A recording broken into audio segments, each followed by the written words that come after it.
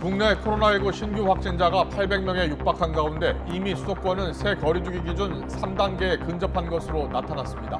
서울시는 내일 시행되는 새 거리두기 적용을 일주일 연기해달라고 방역당국에 공식 건의했습니다.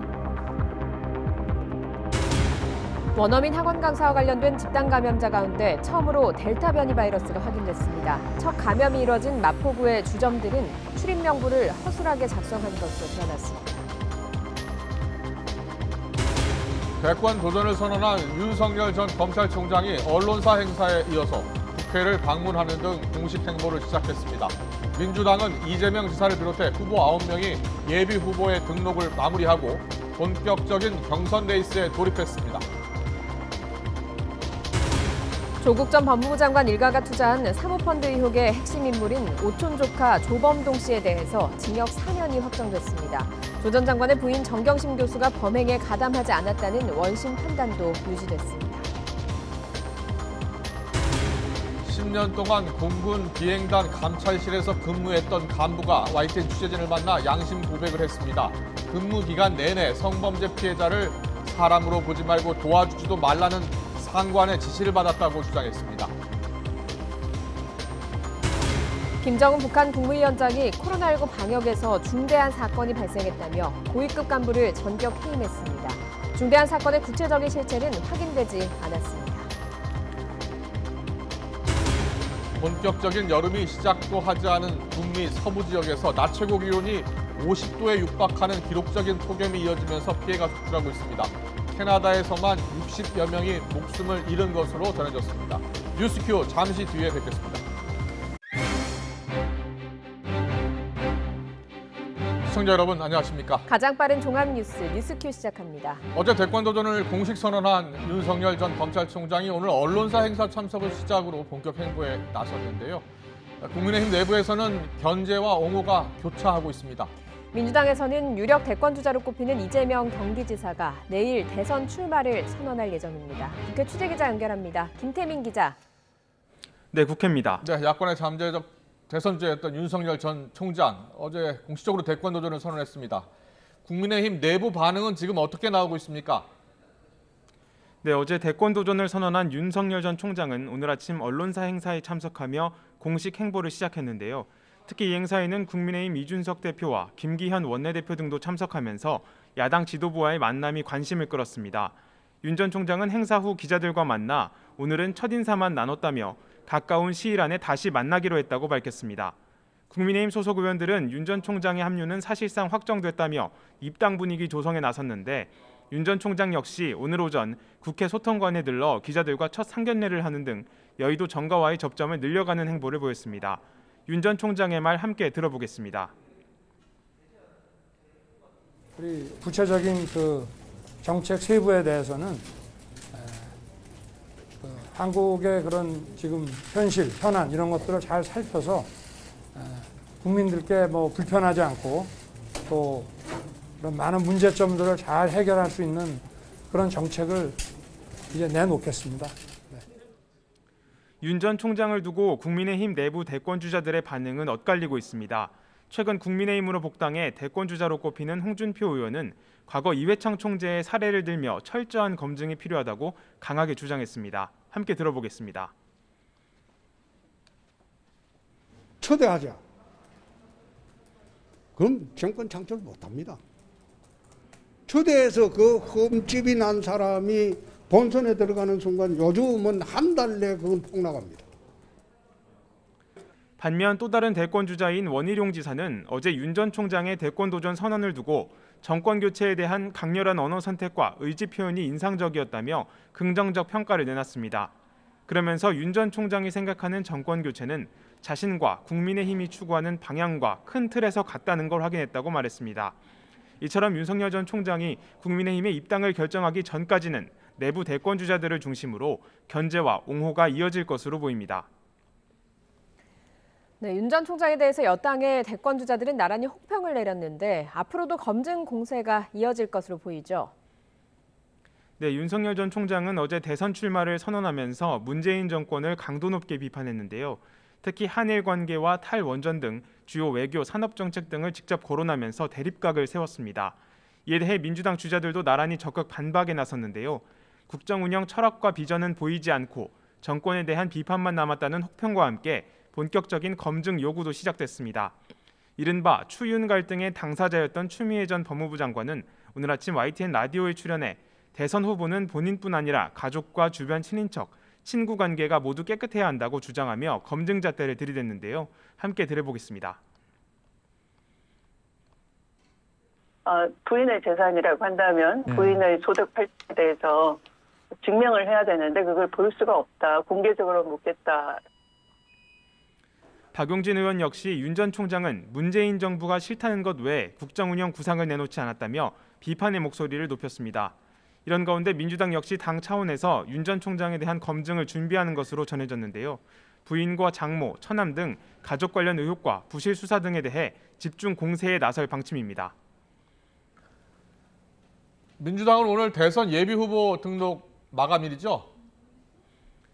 네, 그렇습니다. 민주당은 오늘 사흘간의 대선 예비 후보 등록을 마감하는데요. 여당 지지율 1위를 달리고 있는 이재명 지사가 오늘 오후 2시 대리인인 박홍근 의원을 통해 예비 후보로 등록했습니다. 이 지사는 내일 아침 10분 안팎의 SNS 영상을 통해 대선 출마를 선언할 예정인데요. 대한민국의 미래 성장에 대한 구상이 담길 것으로 전해졌습니다. 이 지사는 이튿날에는 화상회의 방식으로 질의응답 시간을 갖고 국정 운영 비전 등을 구체적으로 밝힐 계획입니다. 이 밖에 정세균 전 총리와 추미애 전 장관 등도 대선 예비 후보 등록을 마치면서 오늘 여당의 대권 후보 명단이 최종 확정됐습니다. 또 다른 대권 주자인 이낙연 전 대표는 다음 달 5일을 대선 출마 선언일로 확정하고 막바지 메시지 정리에 집중하고 있고, 박용진 의원은 삼성전자 반도체 클러스터를 찾아 경제성장 전략을 공개할 예정입니다. 이런 가운데 민주당은 오늘 오후 열린 선관위 전체회의에서 다음 달 11일로 예정된 컷오프 전까지의 경선 일정을 확정하는데요. 경선을 치를 후보 6명을 추리기 위한 TV토론회 등의 구체적 계획이 공개될 전망입니다. 이에 따라 앞서 단일화를 선언한 정세균 전 총리와 이광재 의원에 이어 이른바 비이재명계 주자들을 중심으로 한 추가적인 움직임도 주목되는 부분입니다. 지금까지 국회에서 YTN 김태민입니다. 조국 전 법무부 장관은 죽창가를 부르다 한일 관계가 망가졌다는 윤석열 전 검찰총장의 발언에 대해서 일본 정부와 유사한 역사의식에 경악한다면서 다시 한번 죽창가를 공유했습니다. 조 전 장관은 오늘 SNS에 동학농민혁명과 항일 의병을 소재로 한 노래 죽창가를 올리면서 윤 전 총장의 역사의식 없는 대선 출마 선언을 보고 다시 노래를 올린다고 밝혔습니다. 조 전 장관은 청와대 민정수석으로 재직하던 지난 2019년 당시 일본의 수출 규제 조치로 양괴 갈등이 고조될 때 죽창가를 페이스북에 소개한 바 있습니다. 문재인 대통령은 바이든 미국 대통령의 등장으로 리더십을 가진 미국이 돌아왔다는 걸 느낄 수 있었다고 밝혔습니다. 문 대통령은 오늘 청와대 상충제에서 박병석 국회의장과 김명수 대법원장, 유남석 헌법재판소장, 김부겸 국무총리와 오찬을 들면서 최근 순방 성과를 공유한 자리에서 이렇게 말했다고 청와대 박경미 대변인이 전했습니다. 문 대통령은 특히 바이든 대통령의 친화력을 강조하면서 이전에는 정상들이 합의를 도출하지 못해서 의장 성명으로 대체하던 것과는 달리 논의와 합의가 수월해졌다고 말했습니다. 또 우리나라도 유럽처럼 대통령과 총리의 역할 분담이 필요하다며 공식 환영식과 오만찬은 국왕이나 대통령이, 실무적 회담은 총리가 하는 방식을 언급하고 헌법기관장들도 각자의 영역에서 대외 외교 활동에 적극적으로 나서면 좋겠다고 당부했습니다.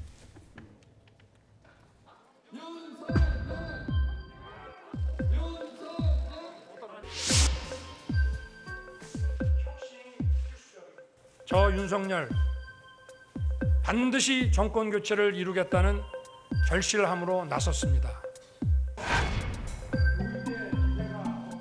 계속 국민을 약탈하려 상식과 공정, 법치를 내팽개쳐 그야말로 부패 완판 대한민국이 될 것입니다.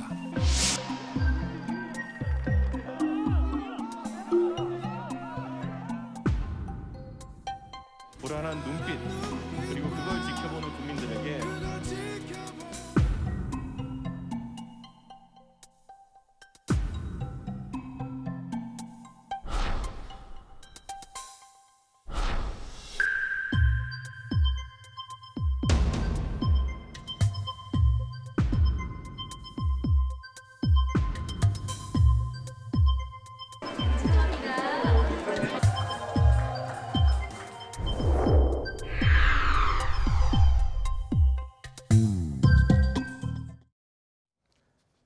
대권 출마를 공식화한 윤석열 전 총장, 이제 검증의 시간을 앞두고 있습니다. 민주당에서는 어제 기자회견 내용을 놓고서 맹공세를 펼쳤는데요. 자, 본격적인 검증이 이루어질 것 같은데 민주당 법사위 위원이신 김종민 의원 연결해서 어제 윤 전 총장의 출마 기자회견 평가 그리고 검증에 대해서 좀 더 얘기 나눠보겠습니다. 의원님 나와 계시죠? 예, 안녕하세요. 김종민입니다. 네, 안녕하세요. 먼저 어제 윤 전 총장 기자회견 생중계 시청률이 높더라고요. 좀 높게 나왔는데 예. 의원님도 어제 출마 회견 혹시 보셨습니까? 저희는 이제 점심 약속이어서 바로 의원총회가 있어가지고 예. 나중에 끝나고 나서 뉴스로 봤습니다. 네, 끝나고 나서 뉴스로 봤다. 네. 뉴스로 보고 나서 어떤 생각이 좀 드셨습니까? 저는 상당히 깜짝 놀랐는데요. 예, 뭐 예. 이제 정치를 시작한다고 뭐 선언한 거 아니겠습니까? 네. 그래서 앞으로 윤석열 정치가 뭔지를 보여주는 첫 출발인데 예. 거기에 뭐 국민 약탈 정권이니 뭐 권력을 사유화했니 이게 뭐 부패 무능이니 하는 이제 아주 자극적인 극단적인 용어들을 많이 썼더라고요. 예. 근데 제가 보기엔 예를 들면 국민 약탈이면 예. 일제가 식민지를 약탈하는 거죠 원래. 네. 지금 민주공화국 정부가 예. 국민들한테 뭘 잘못했다고 해도 예. 그게 약탈이 될 수 있겠습니까? 저는 제가 보기에는 이게 뭐 예. 이제 정치인들이 보통 이제 자극적인 극단적인 걸 통해서 이제 선동 정치에 많이 의존을 하게 되는데 예. 이 윤석열 총장이 시작부터 이렇게 태극기 부대는 아닌 극우적인 반 문재인 정서에 기대서 네. 이 선동 정치의 길로 접어드는 거 아닌가 해서 정말 저는 실망스러워요. 네. 걱정됩니다. 선동 정치의 모습을 보였다. 그리고 문재인 네. 정부에 대한 평가도 잘못된 것으로 보인다. 이제 송영길 대표 아니, 평가가 잘못된 정도가 아니고 예. 그 표현이나 아니면 그 정치의 방식이 그 뭐 약탈 정권이다 이런 식의 표현이라고 하는 거는 예. 이거는 이제 논리적이거나 아니면 정치적인 표현은 아니에요. 예. 이거는 이제 선동장에서 할 수 있는 얘기지. 그게 자기가 정치를 시작하는데 이런 정치를 해보겠습니다. 이렇게 하면서 할 수 있는 그런 얘기는 아니라는 거죠. 알겠습니다. 어저께 송영길 대표께서는 이 문정부 출신의 검찰총장인데 자기 부정을 하고 있는 것 아니냐 이렇게 이야기를 했고 네. 또 이런 비판도 나왔습니다. 무능한 검사의 넋두리였다. 강도 높은 비판이 이어졌는데 당내 분위기는 좀 어떻습니까? 저는 이제 대개 저도 의원들 얘기를 많이 들었는데요. 일단 다들 놀란 게 윤석열 총장이 약간은 좀 이렇게 중도적인 그런 방향으로 좀 가지 않을까 이런 생각을 했던 분들이 있는데 예. 의외로 상당히 극우적이다. 극단적이다 이런 예. 이제 느낌들을 많이 받았고 예. 그다음에 이제 이런 극단적인 표현을 한다는 거는 결국 이게 자기 마음속에서 우러난 얘기라기보다는 네. 어떤 분위기에 맞는 얘기를 하는 거거든요. 예. 그러니까 정치라고 하는 게 정말 마음속에서 정말 내가 맺힌 얘기 이게 안에서 올라오는 얘기를 해야 국민들한테 궁극적으로 전달이 되는데 네. 이런 어떤 지지 분위기에 휩싸여서 그 분위기에 호응하는 얘기를 하는 게 이거 이 양반이 내용이 좀 없구나 그런 생각이 좀 많이 들었다 이런 얘기들이 네. 많더라고요. 출마 선언의 내용까지 없었다 이런 말씀해 주셨는데 네. 이 죽창가를 언급하기도 했잖아요. 한일 관계를 아주 비판을 한 부분이 있습니다. 여기에 대해서 조국 전 장관과 지금 언쟁까지 붙었어요. 당내에서도 비난의 목소리가 매우 크다고요? 네. 저는요 이제 참 답답한 노릇인데요. 이제 좀 의도된 거 아닌가 싶어요. 예. 그러니까 조국 전 장관이 이제 일본 관련된 문제를 얘기하면서 죽창가를 언급한 적이 있잖아요. 페이스북에. 예. 그런데 이제 그 죽창가를 언급한 게 무슨 논리적 맥락이 분명한 건 아니다. 그러니까 그걸 언급함으로 해서 조국 전 장관과 윤석열 간의 이 대립 뭐 이걸 좀 환기시키는 효과를 노린 거 아닌가 싶은데 예. 저는 그거는 좀 부적절하다고 보고요. 네. 일단 일본 문제는 우리 국민들이나 우리 정부가 무슨 죽창가로 일본을 뭐 무찌르자 이렇게 지금까지 대응한 적이 없어요. 예. 그렇게 하고 있지 않습니다. 예. 지금 우리 정부는 일본의 부당한 이 대응의 경제 압력에 대해서 또는 수출 규제에 대해서 우리가 정정당당하게 공정하게 대응을 했고요. 그리고 실제로 우리는 애초에 예상이나 우려를 불식시키고 네. 뛰어넘어서 우리 중소기업들의 그 역량으로 이걸 뛰어넘었어요. 극복했습니다. 예. 근데 거기다 대고 우리가 죽창가를 부르면서 대응했다? 뭐 일본하고 무슨 싸움질을 했다? 이렇게 폄하하는 거는 이건 아무리 뭐 정치적으로 어느 한쪽을 좀 안쪽 진영을 자극하려고 한다고 치더라도 예. 이거는 제가 보기에는 뭐 공직까지 한 분이 이렇게 이런 그 정치적인 이런 계산된 이런 발언을 하는 건 맞지 않다고 봐요. 네. 다분히 의도적이고 또 너무 지나친 것 같다라는 지적을 해주셨습니다. 이제 우리 윤석열 전 민족, 총장, 우리 국민적인 이익에 예. 국익에 좀 침해될 소지도 있거든요. 그게. 예.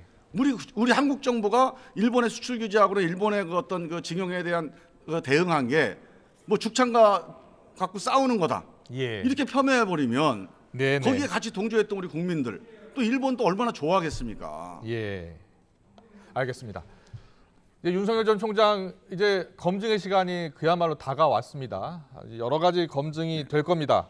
본인뿐만 아닙니다. 가족, 주변, 친인척, 친구 관계 모두 깨끗해야겠죠. 자, 여러 가지 의혹들이 나오고 있는데 혹시 그 엑스파일 관련해서 그 파일을 혹시 보신 적이 있으십니까? 저는 뭐 엑스파일을 본 적은 없고요. 네. 지금 윤석열 총장은 사실 엑스파일이 문제가 아니고 아, 예. 그동안에 나왔던 거론됐던 여러 가지 의혹들이 정리된 게 하나도 없어요. 예. 지금 제가 이제 윤 총장이 뭐 국민 약탈 정권이다, 뭐 권력 사유하다 이렇게 얘기하는데 네네. 이렇게 제가 정치하면서 느끼는 게 예. 이렇게 극단적인 말을 하잖아요. 자극적으로 극단적인 말을 하면 반드시 그게 부메랑이 됩니다. 예. 그게 윤 총장의 내로남불이 돼버려요. 당장 예, 예를 예. 들면 윤 총장 장모님이 지금 뭐 여러 사람하고 동업했다고 그러는 하는데 네. 그러니까 요양병원 부정급여를 한 23억 정도를 부정급여를 한 그 요양병원에 같이 참여를 했어요. 투자해갖고 예. 돈을 벌었습니다. 내일 재판 자, 결과가 나오는 거기- 겁니까? 모레 나옵니까? 그렇죠. 자 그러면 이런 경우가 예. 사실 이런 게 국민 약탈이거든요. 예. 네. 그러면 지금 윤 총장이 이런 식으로 극단적인 언어를 막 이제 펼쳐놓고 예, 그런 예. 문제들에 대해서 어떻게 해명을 할지 그리고 권력 사유화 문제도요. 네. 사실 윤 총장이 역대 검찰총장 중에 자기하고 가까운 특수부 인맥들로 대검 서울중앙지검을 다 배치한 경우는 윤석열 총장이 거의 유일합니다. 그러면 역대 검찰총장 중에. 예. 김종인 그러니까 이런 의원님께서는 것들이 다 이제 문제 제기가 될 거 아닙니까? 예. 지금까지 나타난 여러 의혹들만으로도 윤석열 전 총장이 검증의 벽을 넘기는 힘들 것이다 이렇게 보고 계시는 거네요. 저는 이제 윤 총장이 예. 이제 문재인 정부와 대립각을 주면서 이제 약간 어떻게 보면 반 문재인 진영의 어떤 선도에 서 있었잖아요 그 동안에. 예. 그래서 이제 국민의힘이나 아니면 이제 그 문재인 정권의 비판적인 언론의 비호나 보호를 많이 받아온 겁니다. 예. 그래서 제가 보기엔 이런 의혹이 이렇게 숫자가 많은 공직자는 거의 없었어요 제가 알기에는.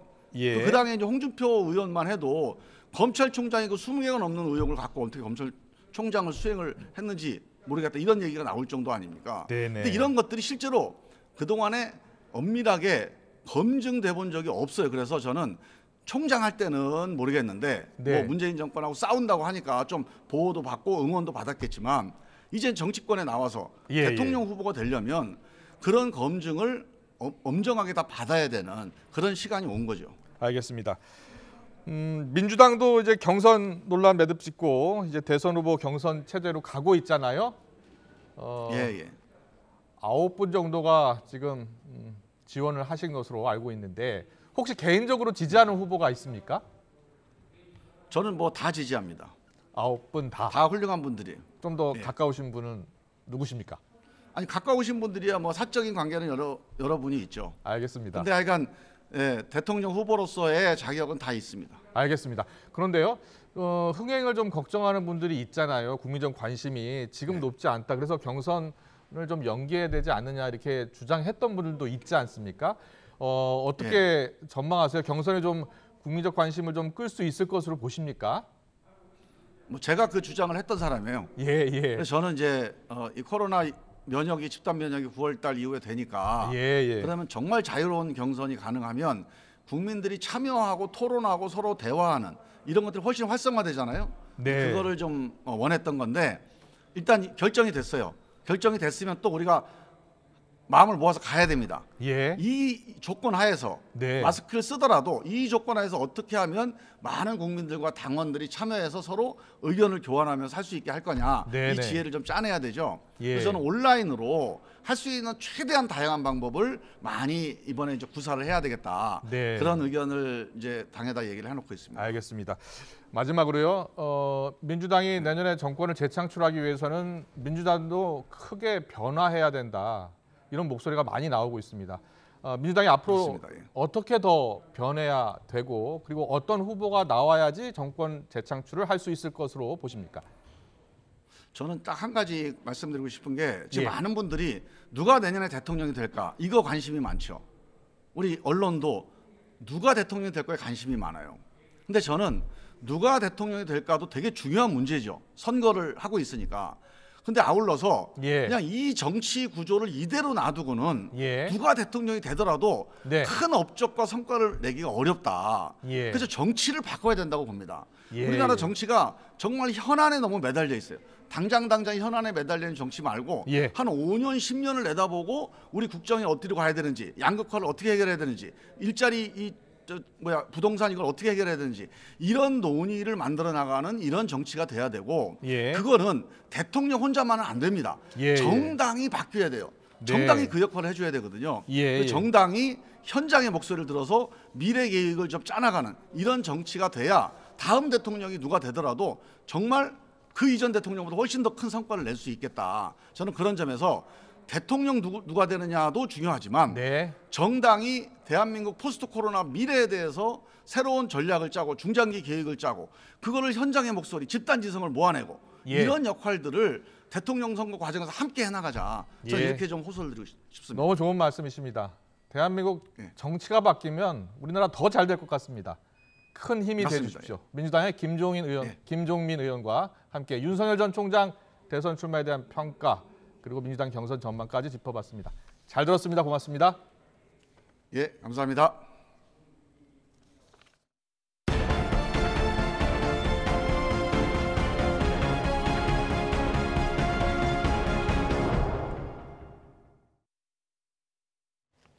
YTN 취재진이 10년 동안 공군 비행단 감찰실에서 근무했던 간부를 만났는데요. 그는 중사의 성추행 사망 사건을 은폐한 공군의 행태를 보면서 양심 고백을 결심했다고 했습니다. 특히 감찰실에서 근무하는 내내 성범죄 피해자를 사람으로 보지 말라는 지시를 받았다고 실토했습니다. YTN의 연속 보도입니다. 김우중 기자입니다. 지난 2019년 공군 모 비행단에서 전문 하사로 전역한 A씨. 10년간 줄곧 감찰실에서 근무했습니다. 부대 내에서 또 일어나는 모든 일들에 대해서 수사권이라든지 또 여러 가지 수사 상황들이 제대로 이렇게 진행이 되는지 안 되는지를 감찰을 하는 부분이고 A씨는 처음 감찰실 업무를 배울 때 상관이 내린 지시를 지금도 기억하고 있습니다. 성비위 사건 피해자는 사람으로 보지 말라. 피해자에게 인정도 갖지 말고 도와주려고도 하지 말라는 것이었습니다. 성군기 사건 관련해서 피해자에 관련해서는 사람으로도 보지 말고 또 거기에 대해서 또 더 이상 뭐 정을 또 주지 말고 그래서 사건 사고가 굉장히 예민한 사건이기 때문에 거기에 대해서 더 이상 관여를 하지 말라는 지시를 제가 받은 게 아직까지도 기억을 하고 있습니다. 성비위 사건이 감찰실로 들어오면 입단속과 함께 뭉개라는 지시를 받기 일쑤였다고 고백했습니다. 도움을 주려는 기관인데도 불구하고 거기에 대해서 이제 지시를 전문적으로라도 어떠한 방법으로도 알려고 하지도 말고 은폐를 하라는 그런 지시를 제가 받았습니다. 상급 기관인 공군 본부 감찰관실의 은폐 지시를 따라야 한다는 압박에 시달렸다고도 회상했습니다. 예하 부대에서 일어나는 사건들은 본부에다가 보고를 하지 말고 국방부에서 내놓은 지침과 너무 달랐습니다. 그래서 예하 부대에서 대대장의 면담과 또 혹은 뭐 이게 재량으로 해서 그냥 무마시키거나 알아서 해결해라 이런 식으로 명령을 받았었습니다. 최근 중사 성추행 사망 사건을 은폐한 공군의 행태를 보고 양심 고백을 결심한 A씨. 바라는 건 성비위 사건이면 무조건 덮고 보자는 식으로 운영됐던 공군 감찰관실의 진심 어린 반성과 체질 개선입니다. 은폐하려는 시도들이 너무 많아서 또 저는 근무를 하면서 은폐, 의혹 이런 것들 사건들을 너무 많이 봤기 때문에 정말 제가 있으면서도 양심의 죄책감을 너무 많이 느꼈던 부분입니다. 그래서 이런 부분들이 정말 좀 개선이 됐으면 좋겠습니다. YTN 김우준입니다. 성추행 피해 끝에 숨진 공군 부사관과 관련해서 공군 경찰이 국방부의 단순 사망으로 허위 보고한 정황이 담긴 그런 문서가 공개됐습니다. 군인권센터는 국방부가 이 문서를 조기에 입수하고도 공군 경찰단장을 입건조차 안 했다면서 국방부 조사지휘부를 수사에서 배제해야 한다고 주장했습니다. 취재기자 연결합니다. 박희재 기자. 네, 사회부입니다. 네, 공군 이중사 사건과 관련해서 공군 경찰 지휘부가 허위 보고한 정황이 담긴 문서들이 공개됐다고요? 네, 이번에 군인센터가 건입니다.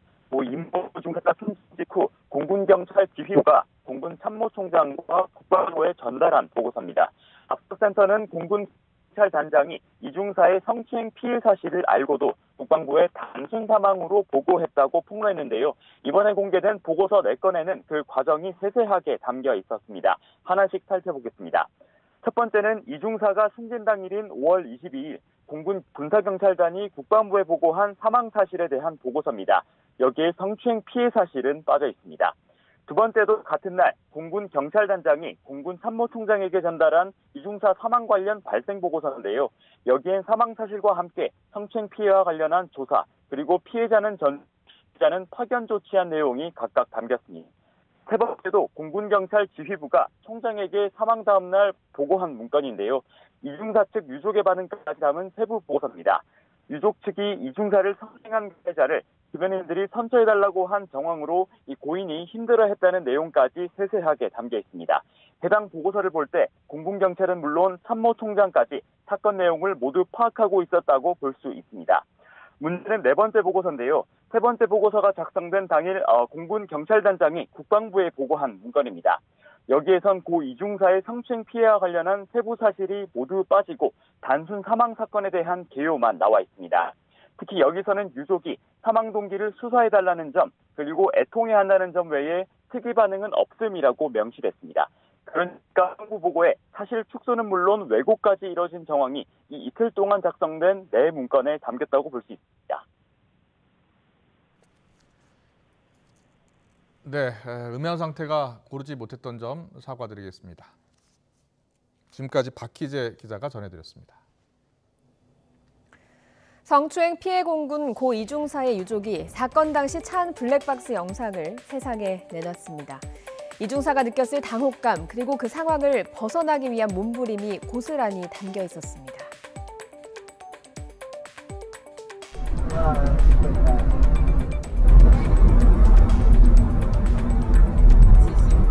이중사는 경고의 의미로 앞자리에 운전하는 후임에게 말을 걸기도 했지만 성추행은 계속됐습니다.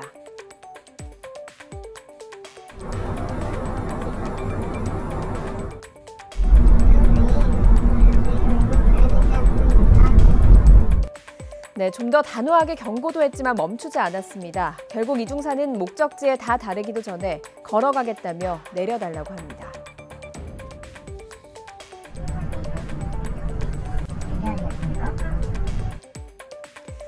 부대한 어두운 밤길을 홀로 걸어가면서 이중사는 눈물을 흘렸습니다. 울면서 선임에게 보고했지만 협박과 회유, 고통의 시작이었습니다. 이 사건이 처음 세상에 알려진 것도 유족이 청와대 국민청원을 올리면서였습니다. 그리고 언론 보도를 통해서 구체적으로 내용이 알려졌고요. 논란이 됐습니다. 여론이 갈수록 악화하자 군과 국방부는 뒤늦게 2차 가해 등 뒷북 조사를 시작했습니다. 면피용 조사라는 지적도 나왔습니다. 문재인 대통령도 이중사의 빈소를 조문했고 유족을 만나서 지켜주지 못했다며 다시 한번 사과했습니다. 하지만 군의 뒤늦은 수사 움직임에도 항상 몇 걸음씩 뒤처져 있었습니다. 혹여나 진실이 묻히진 않을까, 유족은 그때마다 직접 정황이 담긴 증거를 내놔야 했습니다. 손을 전화번호는 앞에 지역번호가 없잖아. 왜 자꾸 지역번호 없는 걸로 보낸다. 그러니까 다시 난 지금 인트라넷을 못 쓰는데 남자친구한테 전화해서 알려달라고. 그럼 바꿔달라고 그러면 바꿔줄 수 있나? 이번에 바꿔달라고 하려고. 군 안에 있던 그동안 상담받던 상담관도 지금 소송한다고 개인적으로 휴가 내가지고 지금 어때? 입장을 대변을 해주는 사람이 있어야 되는데 지금 그런 얘기까지는 말이야. 얼마 전 이중사의 아버지와 어머니는 기자회견도 자청해서 국회 국정조사를 요구했습니다. 군의 조사를 믿지 못하겠다는 것이었습니다. 아버지는 딸이 목에 걸었던 군번줄을 목에 걸고 나와서 철저히 수사해달라 목 놓아서 외쳤습니다. 이중사의 아버지와 어머니가 이렇게 목 놓아 외치고 있지만 이미 세상을 떠난 딸은 돌아오지 않습니다. 그럼에도 슬픔을 삼키면서 이토록 절규하는 건 진실규명으로 딸의 마지막이 그나마 한이 없길 바라는 마음일 겁니다. 가장 두려운 건 세상에서 잊혀지고 진실을 제대로 밝히지 못하는 일이겠죠. 이중사의 아버지는 오늘 변호사를 통해서 제발 잊지 말아달라는 메시지를 언론에 보내기도 했습니다. 딸이 잠든 빈소를 떠나지 못하고 있는 부모님의 시계는 여전히 딸이 숨진 5월 22일에 멈춰 있습니다. 우리 국회는 과연 어떤 답을 내놓을 수 있을까요?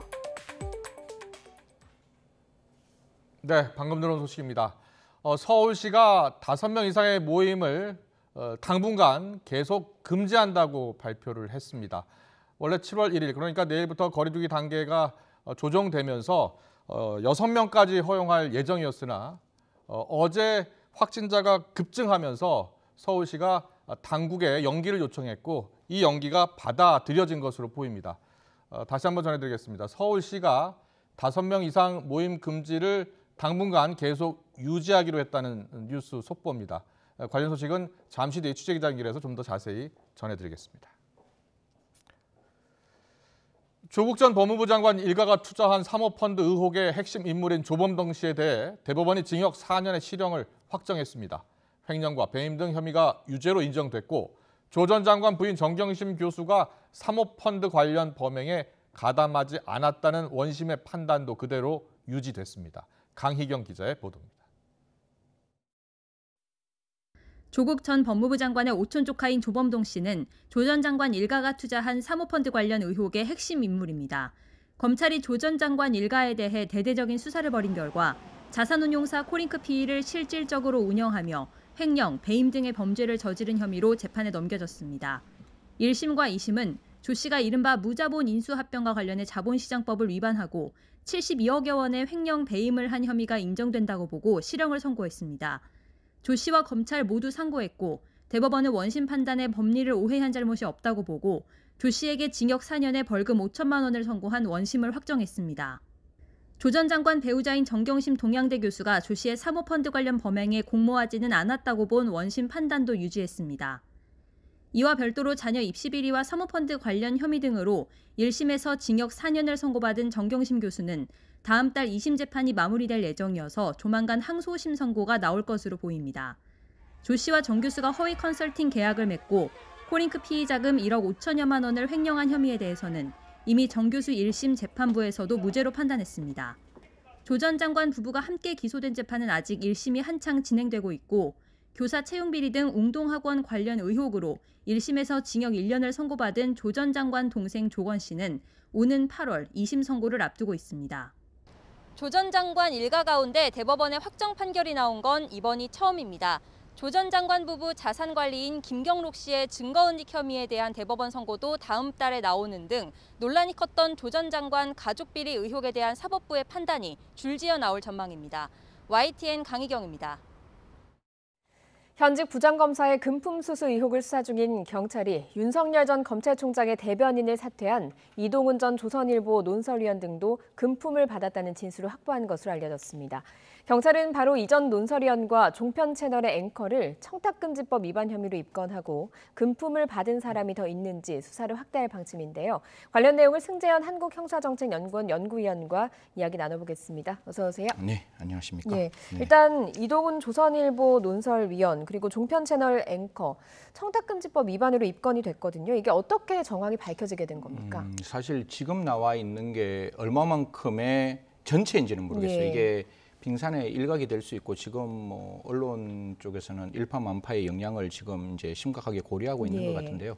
먼저 A 씨 지금 이제 이 사건이 이제 가장 나오게 된 A 씨에 대해서 좀 말씀드리면 A 씨가 2018년부터 올 1월까지 예. 약 7명을 대상으로 116억에 가까운 사기와 횡령 혐의로 이제 수사를 준 사람을 이야기하는 예, 거죠. 금품 준 사람.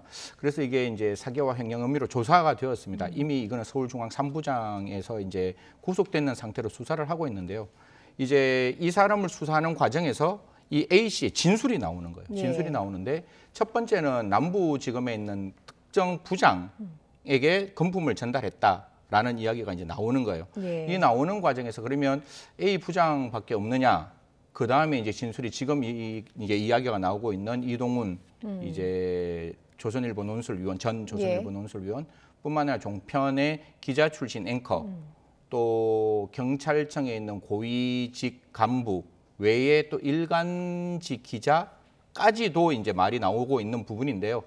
사실 지금 같은 상황에서는 돈을 준 사람은 분명히 존재를 하는 거고 돈을 이제 받지 않았다라고 이야기하는 사람들만 남아 있는데요. 예. 지금 이제 경찰에서 얼마만큼 탄탄하게 수사하느냐에 따라서 이 뒤에 있는 여러 가지의 이제 내용들이 조금 더 드러나지 않을까 예. 생각하고 있습니다. 지금 같은 경우에는 서울청 강력팀에서 수사하고 있다라고 합니다. 예, 그 청탁금지법은 공직자와 언론에 모두가 해당이 맞습니다. 되잖아요. 지금 언급되는 인물들이 다 거기에 해당하는 네네. 인물들인데 어떤 처벌을 어떻게 받게 되는 겁니까? 국민들께서도 꼭 좀 기억하셨으면 좋겠는데 이게 대가 관계와 관계없이 청탁금지법이 만들어졌습니다. 옛날 같은 경우에는 대가 관계가 있으면 예. 뇌물죄로 처벌을 했고 대가 관계가 없을 때는 아니 뭐 그 사교적 의뢰 아니냐. 그래서 받아도 되는 거 아니냐라고 하는데 사실 부패를 척결하기 위해서는 국민들과 공직자의 신뢰가 얼마만큼 담보되어야 되느냐 그 예. 신뢰 담보 때문에 그냥 공직자와 언론에 계시는 분들은 그러한 어떤 그 대가 관계와 관계없이 뭐 향응이 됐건 뭐가 됐건 그러니까 이름 여하에 관계없이 한 번에 100만 원 회계 연도 전체에 300만 원 이상을 받게 되면 이게 형이 굉장히 높습니다. 예. 그냥 뭐 우리가 생각할 때 벌금 정도에 지나지 않겠지 이게 아니라 3년 이하의 징역 또는 3천만 원 이하의 벌금에 해당되기 때문에 지금 남부지검 부장검사의 압수수색이 이루어지는데 경찰이 검찰 압수수색하는 게 그렇게 쉽지는 않고 예. 휴대폰까지 압수를 했다라는 말들이 나오니까요. 부정청탁금지법에서 해당되는 이 내용은 굉장히 엄혹한 예. 죄질이 안 좋은 범죄라는 말씀드리겠습니다. 예, 수사를 좀 더 확대를 한다니까 이게 어느 정도 파장을 미칠지 좀 지켜봐야 되는 부분인 네. 것 같고요. 그리고 이동훈 전 논설위원의 경우에는 사실 윤석열 전 총장의 첫 번째 입 역할을 하다가 얼마 안 돼서 사퇴를 했거든요. 이런 경찰 수사에 부담을 느낀 게 아니냐 이런 이야기도 나오는데 지금까지 나온 정황을 보면 그럴 가능성도 있겠습니까? 저도 이제 주위에 계시는 이제 정치부 기자님들한테 예. 취재를 좀 했었는데 뭐 정치부 기자님들의 말씀은 그거는 조금 들여다봐야 되는 부분이다라고 예. 이야기하고 그 당시에 뭐 이동훈 전 대변인이었죠.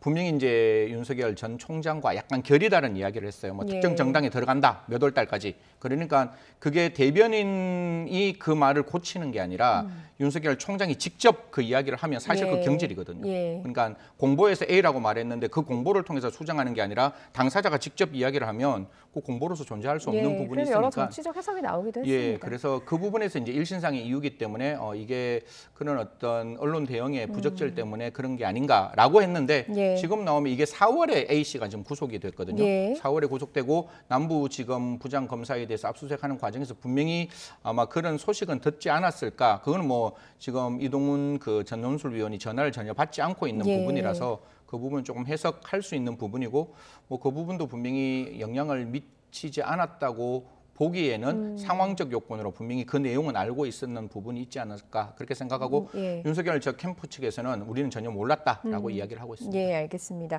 그리고 조국 전 법무부 장관 이야기도 좀 해보겠습니다. 네네. 조선일보를 상대로 손해배상 청구 소송을 했는데 이게 5억, 10억이래요, 단위가. 네네. 어떤 내용인 겁니까? 이거는 자녀를 키우는 아빠의 부모의 마음으로는 분명히 이건 잘못했다라고 지적할 수밖에 없습니다. 이게 그 앞에 딸의 사진이 나오고 예. 그 뒤에 아버지의 사진이 나오는데 아버지가 사실 성매매범 비슷하게 예. 사진이 뒤로 빠져나가고 예. 앞에 딸이 그 전화를 하고 앞에 그 워딩 뽑는 것도 굉장히 좀 부적절한 워딩이에요. 먼저 이게 씻으세요. 다른 사건이었잖아요. 예. 그렇게 성매매 사건에 이제 이 사진이 일러스트레이션이 들어오다 보니까 이게 이제 조국 전 장관 입장에서는 당연히 부모 입장에서는 화가 날 수밖에 없는 것이고 사실 이 사진은 언제 쓰였는가 하면 서민 교수가 조민 추적은 스토킹이 아니다. 미안해하지 마라라는 그 내용에 실려있던 내용이니까 거기에 실려 있었으면 그 일러스트레이션에 나오는 사람은 분명히 우리가 지금 생각하고 있는 조국 전 장관의 딸과 조국 전 장관이라는 모습이 명확함에도 불구하고 사실 뭐 조선일보에서는 뭐 착오다라고 이야기를 하는데요. 뭐 그 부분에 대해서는 조선일보가 오늘 전체 면을 하나 실어서 실수를 했고 앞으로 이런 재발 방지가 없도록 노력하겠다라고 했음에도 불구하고 당연히 아버지 입장에서는 이거는 손해배상 청구를 할 수 있는 것이고 이 손해배상 청구는 위자료가 중심이 될 거예요. 뭐 어떤 적극적인 손해와 소극적 손해는 없었으니까 그래서 그 10억이라는 어떤 청구 소송에 대해서 법원이 직권으로 얼마만큼의 금액을 판단할지는 소송 진행 과정에서 결정될 것이다. 뭐 이렇게 고의성이 있었느냐가 좀 쟁점이 될 것이다. 이런 이야기도 있었는데 그런 것들이 중요한 쟁점이 되겠습니까? 750조 불법행위 책임에 의한 손해배상이거든요. 그러니까 이게 우리가 계약 관계에서 손해배상이 있을 수도 있고 민법에는 불법행위에 대한 손해배상이 있을 수 있는데 750조 불법행위는 고의 또는 과실이기 때문에 착오가 있었다 할지라도 그 착오가 과연 결과를 회피할 수 있고 결과를 방지할 수 있었느냐, 즉 과실이 있었느냐의 문제이기 때문에 과실 책임만 있더라도 손해배상으로서의 위자료 책임은 있을 수 있다라는 말씀드리겠습니다. 그리고 또 다른 그 소송을 냈어요. 국정원의 불법 사찰, 자신이 불법 사찰 당했다. 이명박 박근혜 정부 때 국정원에 그런 내용을 하면서 지금 국가를 상대로 2억 원의 손해배상 청구 소송을 냈거든요. 이 부분에 대해서는 구체적으로 좀 어떤 내용입니까? 저도 이 기사를 보고 국정원에서 나와 있던 일부 내용을 조금 봤는데 좀 내용은 굉장히 좀 이렇게 부적절했는 건 분명한 것 같아요. 어떤 건가 하면 2011년부터 2016년까지 불법 사찰 및 여론 공작을 통해서 손해를 입었다. 그 손해를 입은 것은 사생활 비밀의 침해 또는 뭐 표현의 자유, 직업 수행의 자유, 그다음에 인간의 존엄성에 관한 침해가 있었고 국정원법에 남용이 있었다. 이렇게 이야기를 하는데 사실 국정원이 국민을 사찰해서는 절대로 안 되거든요. 그런데 그 나와 있는 내용을 보니까 종북 세력이다, 종북 좌파다, 교수라는 양의 탈을 쓰고 체제 변혁을 노력하는 대한민국의 적이다, 뭐 테러다 이런 이야기가 나와 있기 때문에 만약 이 부분은 분명히 국정원법에 따르면 불법성이 인정될 수 있어서 이거는 국가 배상 청구예요. 국가 배상 청구에 의한 위자료 청구이기 때문에 이 부분도 결국 국정원에 있는 국정원법이 위반되었다고 보면 그 청구는 인용될 것이고 다만 청구 금액은 법원이 직권 판단할 것이라는 말씀드리겠습니다. 통상적으로 뭐 이런 그 앞선 조선일보를 상대로 또 국정원을 상대로 한 이런 금액, 큰 금액에 대해서 어느 정도의 그 금액을 좀 손해배상 금액으로 인정을 받게 됩니까? 사실 이게 손해배상 책임이라는 게 세 가지로 만들어져 있어요. 하나는 적극적인 손해. 만약에 제가 불법행위로 다쳤다면 제가 치료받는 손해. 그리고 치료받는 중에 제가 회사를 다니지 못했다면 그에 대한 일실손해, 그걸 소극적 손해라 그러고 그 이외의 나머지가 위자료 청구, 정신적 손해라고 하는데요. 정신적 손해에 대해서는 이 불법성이 얼마만큼 강했느냐, 그리고 얼마만큼 반복적이냐, 얼마만큼 악의적이냐 여기에 따라서 판사가 판단하는 부분이니까요. 그거는 판사의 재량적 상황이고 마지막 한 가지 제가 말씀드리면 여기서 나오는 불법행위 책임의 금액 배상이 있으면 지금 조국 전 장관 변호인 측은 미국에 소송을 제기하겠다 그러거든요. 그러니까 우리는 손해배상 책임밖에 없지만 미국에서는 LA주는 징벌적 배상이 가능해요. 동시에 또 게재를 했으니까요. 그럼 이 금액을 나온 금액의 징벌적 배상이 3배 내지 5배니까 그 금액을 미국에서 소송 제기할 수 있는 가능성도 열려 있다. 그래서 우리나라의 재판 결과에 따라서 미국 소송 가능성도 점칠 수 있는 대목이라고 생각합니다. 알겠습니다. 오늘 말씀 여기까지 듣겠습니다. 승재현 한국형사정책연구원 연구위원이었습니다. 고맙습니다. 네, 감사합니다.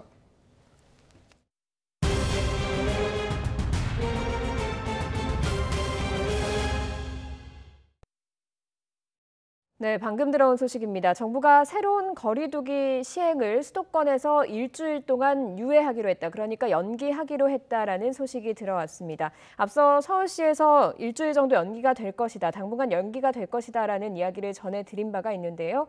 정부가 수도권 전체로 이 내용을 확대하기로 했습니다. 원래는 내일부터 새로운 거리두기가 지금 적용이 되면서 거리두기가 완화되고 14일까지는 6명까지 모임을 할 수 있었는데 이로써 5인 이상 사적 모임 금지가 일주일 동안 유지가 더 될 것으로 예상이 됩니다. 이런 상황은 수도권에서 지금 확진자가 전체 확진자의 80% 넘게 나오고 있기 때문인데요. 서울시와 25개 자치구가 오후에 긴급회의를 열어서 먼저 방역당국에 일주일간 연기 요청을 했고요. 서울시에 이어서 경기도와 인천시도 상황이 엄중하다고 보고 일주일 동안 유예하기로 결정했다는 소식이 들어왔습니다. 조금 더 자세한 소식은 취재기자 연결해서 잠시 뒤에 다시 한번 전해드리겠습니다. 네, 다음 소식입니다. 서울 마포구의 주점에서 외국인들이 만난 뒤에 경기 지역 어학원을 고리로 감염이 번지면서 확진자가 213명까지 급증했습니다. 이 가운데 전파력이 강한 델타 변이 바이러스 감염 사례가 9건이 나와서 방역당국이 비상에 걸렸습니다. 현장에 나가는 취재기자 연결합니다. 정현우 기자. 네, 서울 홍대 거리에 나와 있습니다. 네, 마포구 주점과 관련된 누적 확진자가 계속해서 늘고 있는데 델타 변이까지 확인됐다고요. 네, 그렇습니다. 이곳 홍대거리 주변에 있는 주점에서 원어민 강사 6명이 만난 뒤 확진 판정을 받고 관련 감염이 번졌는데 지금까지 확인된 누적 감염자만 모두 213명입니다. 어제 하루 동안 추가된 확진자만 51명으로 많이 나온 겁니다. 원어민 강사들이 일하던 경기도 일대 어학원에서도 관련 감염이 계속해서 번졌는데요. 관련 확진자 가운데는 델타 바이러스 변이도 9건이나 확인됐습니다. 기존 바이러스보다 60% 정도 전파력이 강한 데다 백신 효능도 떨어뜨리는 만큼 집단 감염이 좀처럼 잡히지 않을 거라는 우려가 큽니다. 확진자 가운데 주점과 관련된 숫자는 모두 45명까지 확인됐는데요. 방역당국은 역학조사에서 집단 감염과 관련된 주점의 출입 명부 작성이 불완전했다고 설명했습니다. 확진자들 다수가 335 모여서 주변 음식점이나 주점에 몰려다닌 것도 확인됐습니다.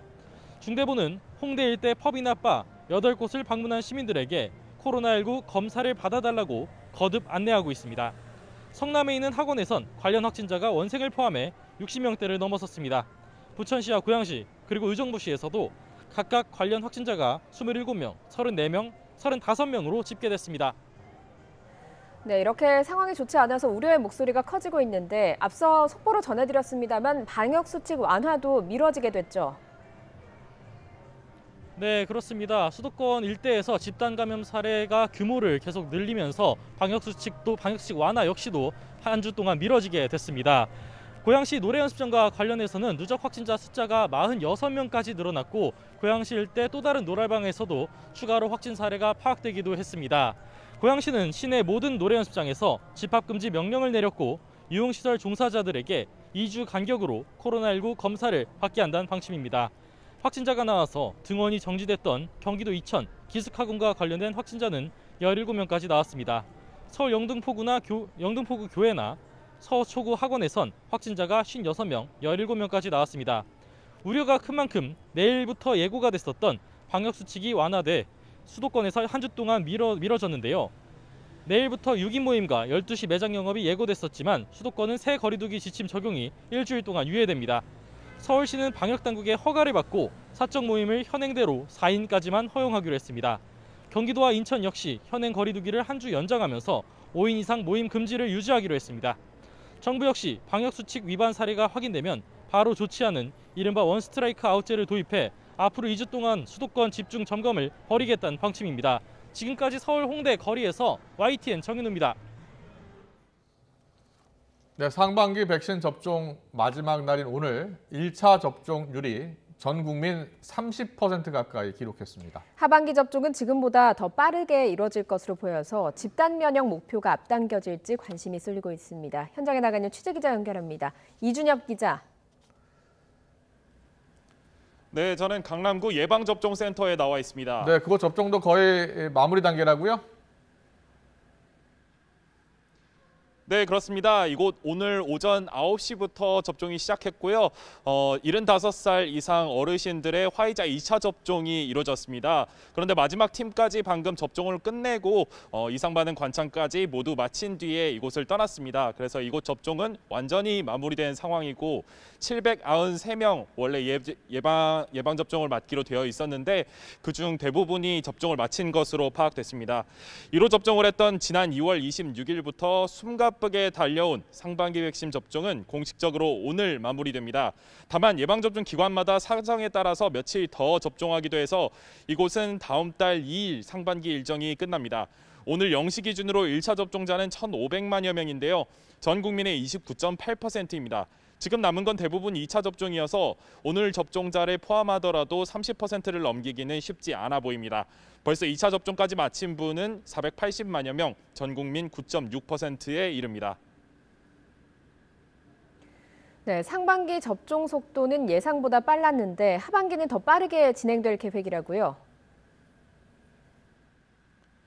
네, 상반기 백신 접종이 끝나더라도 백신 시계는 멈추지 않습니다. 다음 달부터 계속해서 하반기 백신 접종 계획이 바로 시행될 계획이고요.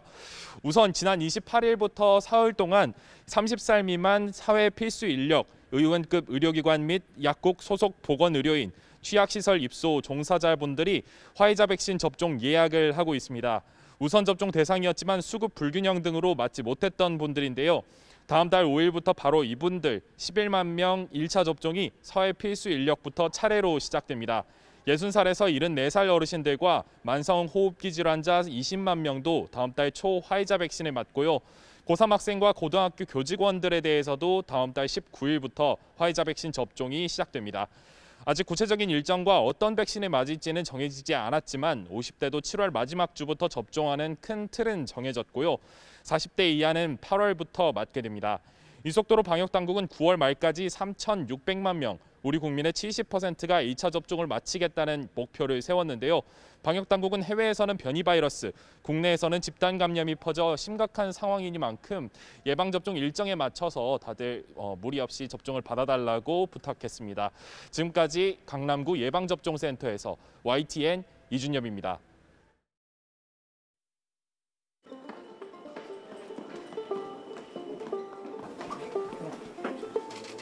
반갑습니다. 윤석열입니다. 예. 여기 한번 요새 악수는 안 된대. 이렇게 한번 이쪽에 오시죠. 반갑습니다. 그래요. 네, 아유. 가려.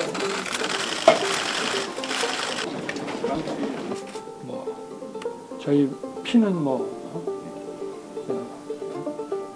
충남이라고 할 수 있지 않겠습니까? 한 집안이 거기서 500년 이상 살았으니. 네. 그렇게. 언제 오세요? 이제 또 가야죠.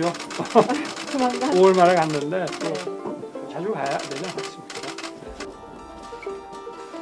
여러 차례 왔습니다만. 글쎄 특별한 입장 없습니다. 네. 사모님께서 직접 인터뷰도 하셨던데 글쎄 무슨 말씀을 하시는 거죠? 글쎄 본인의 그 신상 문제라서.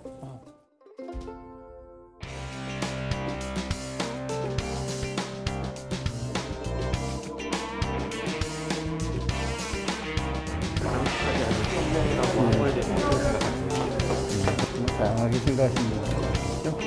속가는 동안은 제가 여러분들 만날 계획은 없습니다.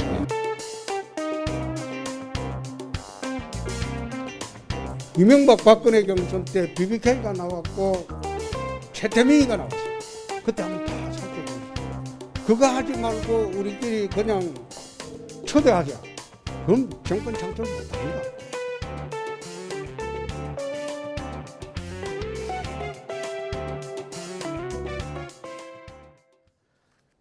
네, 윤석열 전 검찰총장 대선 출마 선언 후에 첫 공식 일정으로 언론 행사에도 참석했고요. 국회를 찾아서 지금 잠깐 보신 것처럼 기자들도 만나기 시작했습니다. 접촉면 넓히기에 나서고 있는 건데요.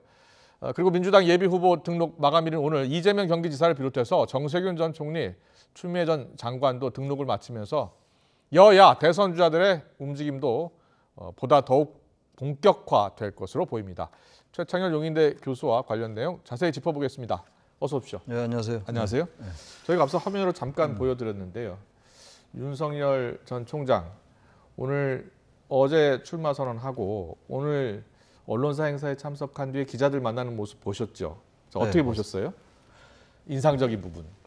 글쎄요, 아까 보니까 방금 봤는데 예. 그 충청도 지역 신문 거기 가서 이제 500년 동안 그 네. 피가 다 충남이기 때문에 내 고향이 충남이다. 뭐 이런 취지의 얘기를 하던데. 예. 그건 정치인의 언어 아니에요? 그렇죠. 예. 그래서 역시 빠르게 정치인이 되고 있구나 그런 느낌이 들고 예. 사진 보니까 이 기자들하고도 두 손으로 악수하고 이러더라고요. 그러니까요. 검찰총장한테는 그러지 않았을 것 같은데 이제 정치에 본격적으로 들어왔구나. 예. 그런 게 좀 인상적이었어요. 알겠습니다. 그리고 어제 윤석열 전 총장 대권 도전 선언했잖아요. 네. 뭐 여러 가지 평들이 나오고 있습니다. 최천일 교수님께서는 어떻게 보셨어요? 전 전체적으로 쭉 이제 그 느낌 같은 게 있잖아요. 듣고 나서 뭐 세상을 다 기억을 못하니까 한번 듣고 난 다음에 권기를 촉구하는 경문의 형태라는 느낌이 들더라고요. 권기를 촉구하는 경문이었다. 경문이라는 게 어떤 이제 대사를 동원할 때 지지자들을 동원하는 하나의 촉구하는 거잖아요. 그렇죠. 뭐 최치원이 당나라에서 토, 황소, 경문 뭐 이런 게 유명한 거 아니에요? 이건 사실 대선 출마 선언이긴 한데 다른 사람들이 하는 것과는 좀 상당히 느낌이 달랐어요. 그렇죠. 좋다 나쁘다라는 측면을 얘기하는 게 아니고 뭐 차차 얘기하기로 하고. 그러니까 어쨌든 문재인 정부를 총체적으로 부인하는 것 같은 느낌을 받았고. 예상보다 문재인 정부를 예상보다 더 강하게 비판한 것 같아요. 비판이라고 보기보다는 언어 어휘 선택도요. 부정한 굉장히 거죠, 강했습니다. 부정한 거죠. 그러니까 이권 카르텔. 그다음에 국민을 약탈하려 한다. 집권을 연장해서. 그리고 자유민주주의에서 자유를 빼면 전지와 독재다. 이런 얘기들. 그건 좀 당황스러운 단어들이다. 문재인 정부가 확실히 각을 세우겠다 이런 의지일까요? 그러니까 이런 두 가지인 것 같아요. 우선 본인이 윤 전 총장 스스로가 검찰총장을 하면서 이제 이 정권에게 당했다고 생각하는 거겠죠. 정권 관련 수사가 벽에 부딪히고 수사지휘권이 발동되고 직무가 배제되고 이런 일련의 과정이 있었잖아요. 그러니까 지금 그런 말을 했었잖아요. 어제 무도한 행태는 일이 나열하기 어렵다 이런 얘기를 했단 말이에요. 그러니까 그런 것들이 이제 배어 있는 것 같고 개인적인 분노나 이런 게 배어 있고 그다음에 뭐보다 정치적으로 해석을 한다면 보수층들 자기를 지지하는 그 정권 교체를 바라는 유권자들에게 강력하게 호소하는 그러한 두 가지 의도가 같이 담겨 있었던 거라고 저는 생각해요. 송영길 대표 같은 경우에는 그렇게 비판하는 정부의 검찰총장 아니었느냐, 자기 부정 아니었느냐 이렇게 지적을 하더라고요. 그거는 저는 좀 이견이 좀 있어요. 제가 이제 용인대학교에 재직하고 있는데 용인대학교 잘못된 게 제 예를 드는 거예요. 그냥 그렇다는 게 아니라 용인대학교 잘못된 것들이 있을 거 아니에요. 비판받을 제가 비판한다고 제가 제 스스로 부정하는 건 아니기 때문에 검찰총장 윤 전 총장이 이 상황까지 오게 된 여러 가지 맥락들이 있단 말이에요. 정권이 좀 과도하게 압박한 거 분명히 있잖아요. 그게 같이 전제되면서 얘기가 되는데 무조건 자기 부정이다 얘기할 게 아니라 처음부터 정치하려고 했던 건 아니었잖아요. 그건 좀 어폐가 있는 것 같다는 생각이 들어요. 개인적으로. 그럼에도 불구하고 윤 전 총장의 등판에 대해서 정치적 중립성 위반 아니냐. 그 논란은 피해가기 어려울 거예요. 어쨌든 검찰총장이 검찰청법에 의해서 임기가 보장돼 있는 거잖아요. 헌법은 아닙니다만. 그래서 정치적 중립이나 독립을 안전하게 모색해주기 위해서 도모해주기 위해서 임기제를 하는 건데 그 어쨌든 뭐 사퇴하고 정치에 나오는 것이니까 정치적 중립 논란은 뭐 계속 이제 상대 당이나 상대 후보들 주자들이 계속 비판을 제기할 거예요. 아마. 알겠습니다. 윤석열 전 총장 오늘 언론사 행사 참석하고 그리고 기자들도 만나고요. 일반 이제 보통 우리가 흔히 보는 정치인의 행보를 보였습니다. 자, 어떤 행보를 보였는지 그리고 거기서 기자들 만나서 어떤 이야기를 했는지 잠깐 듣고 오겠습니다. 오늘 사실 처음 뵀습니다. 그래서 인사를 나누고 이제 가까운 시일 내에 한번 뵙기로 그렇게 더 깊은 얘기는 나눌 그 상황이 아니어서 못했어요. 인사 나누고 접담하고 그리고 뭐 조만간 한번 보자는 취지로 말씀하셨는데 그런 부분은 어쨌든 저희 당의 공식 채널인 권영세 의원님과 먼저 소통하시고 저희가 또 따로 이야기할 게 있으면 그 다음에 만나 뵐 수 있지 않을까. 모든 외부에 계신 분들에게 문호를 항상 열고 있고 저희가 다만 저희는 공당으로서 이제 진행해야 되는 일정이 있기 때문에 저희가 뭐 특정 주자를 위해서 일정을 조정하거나 얘기는 어렵다는 것을 계속 이제 공지하고 있습니다.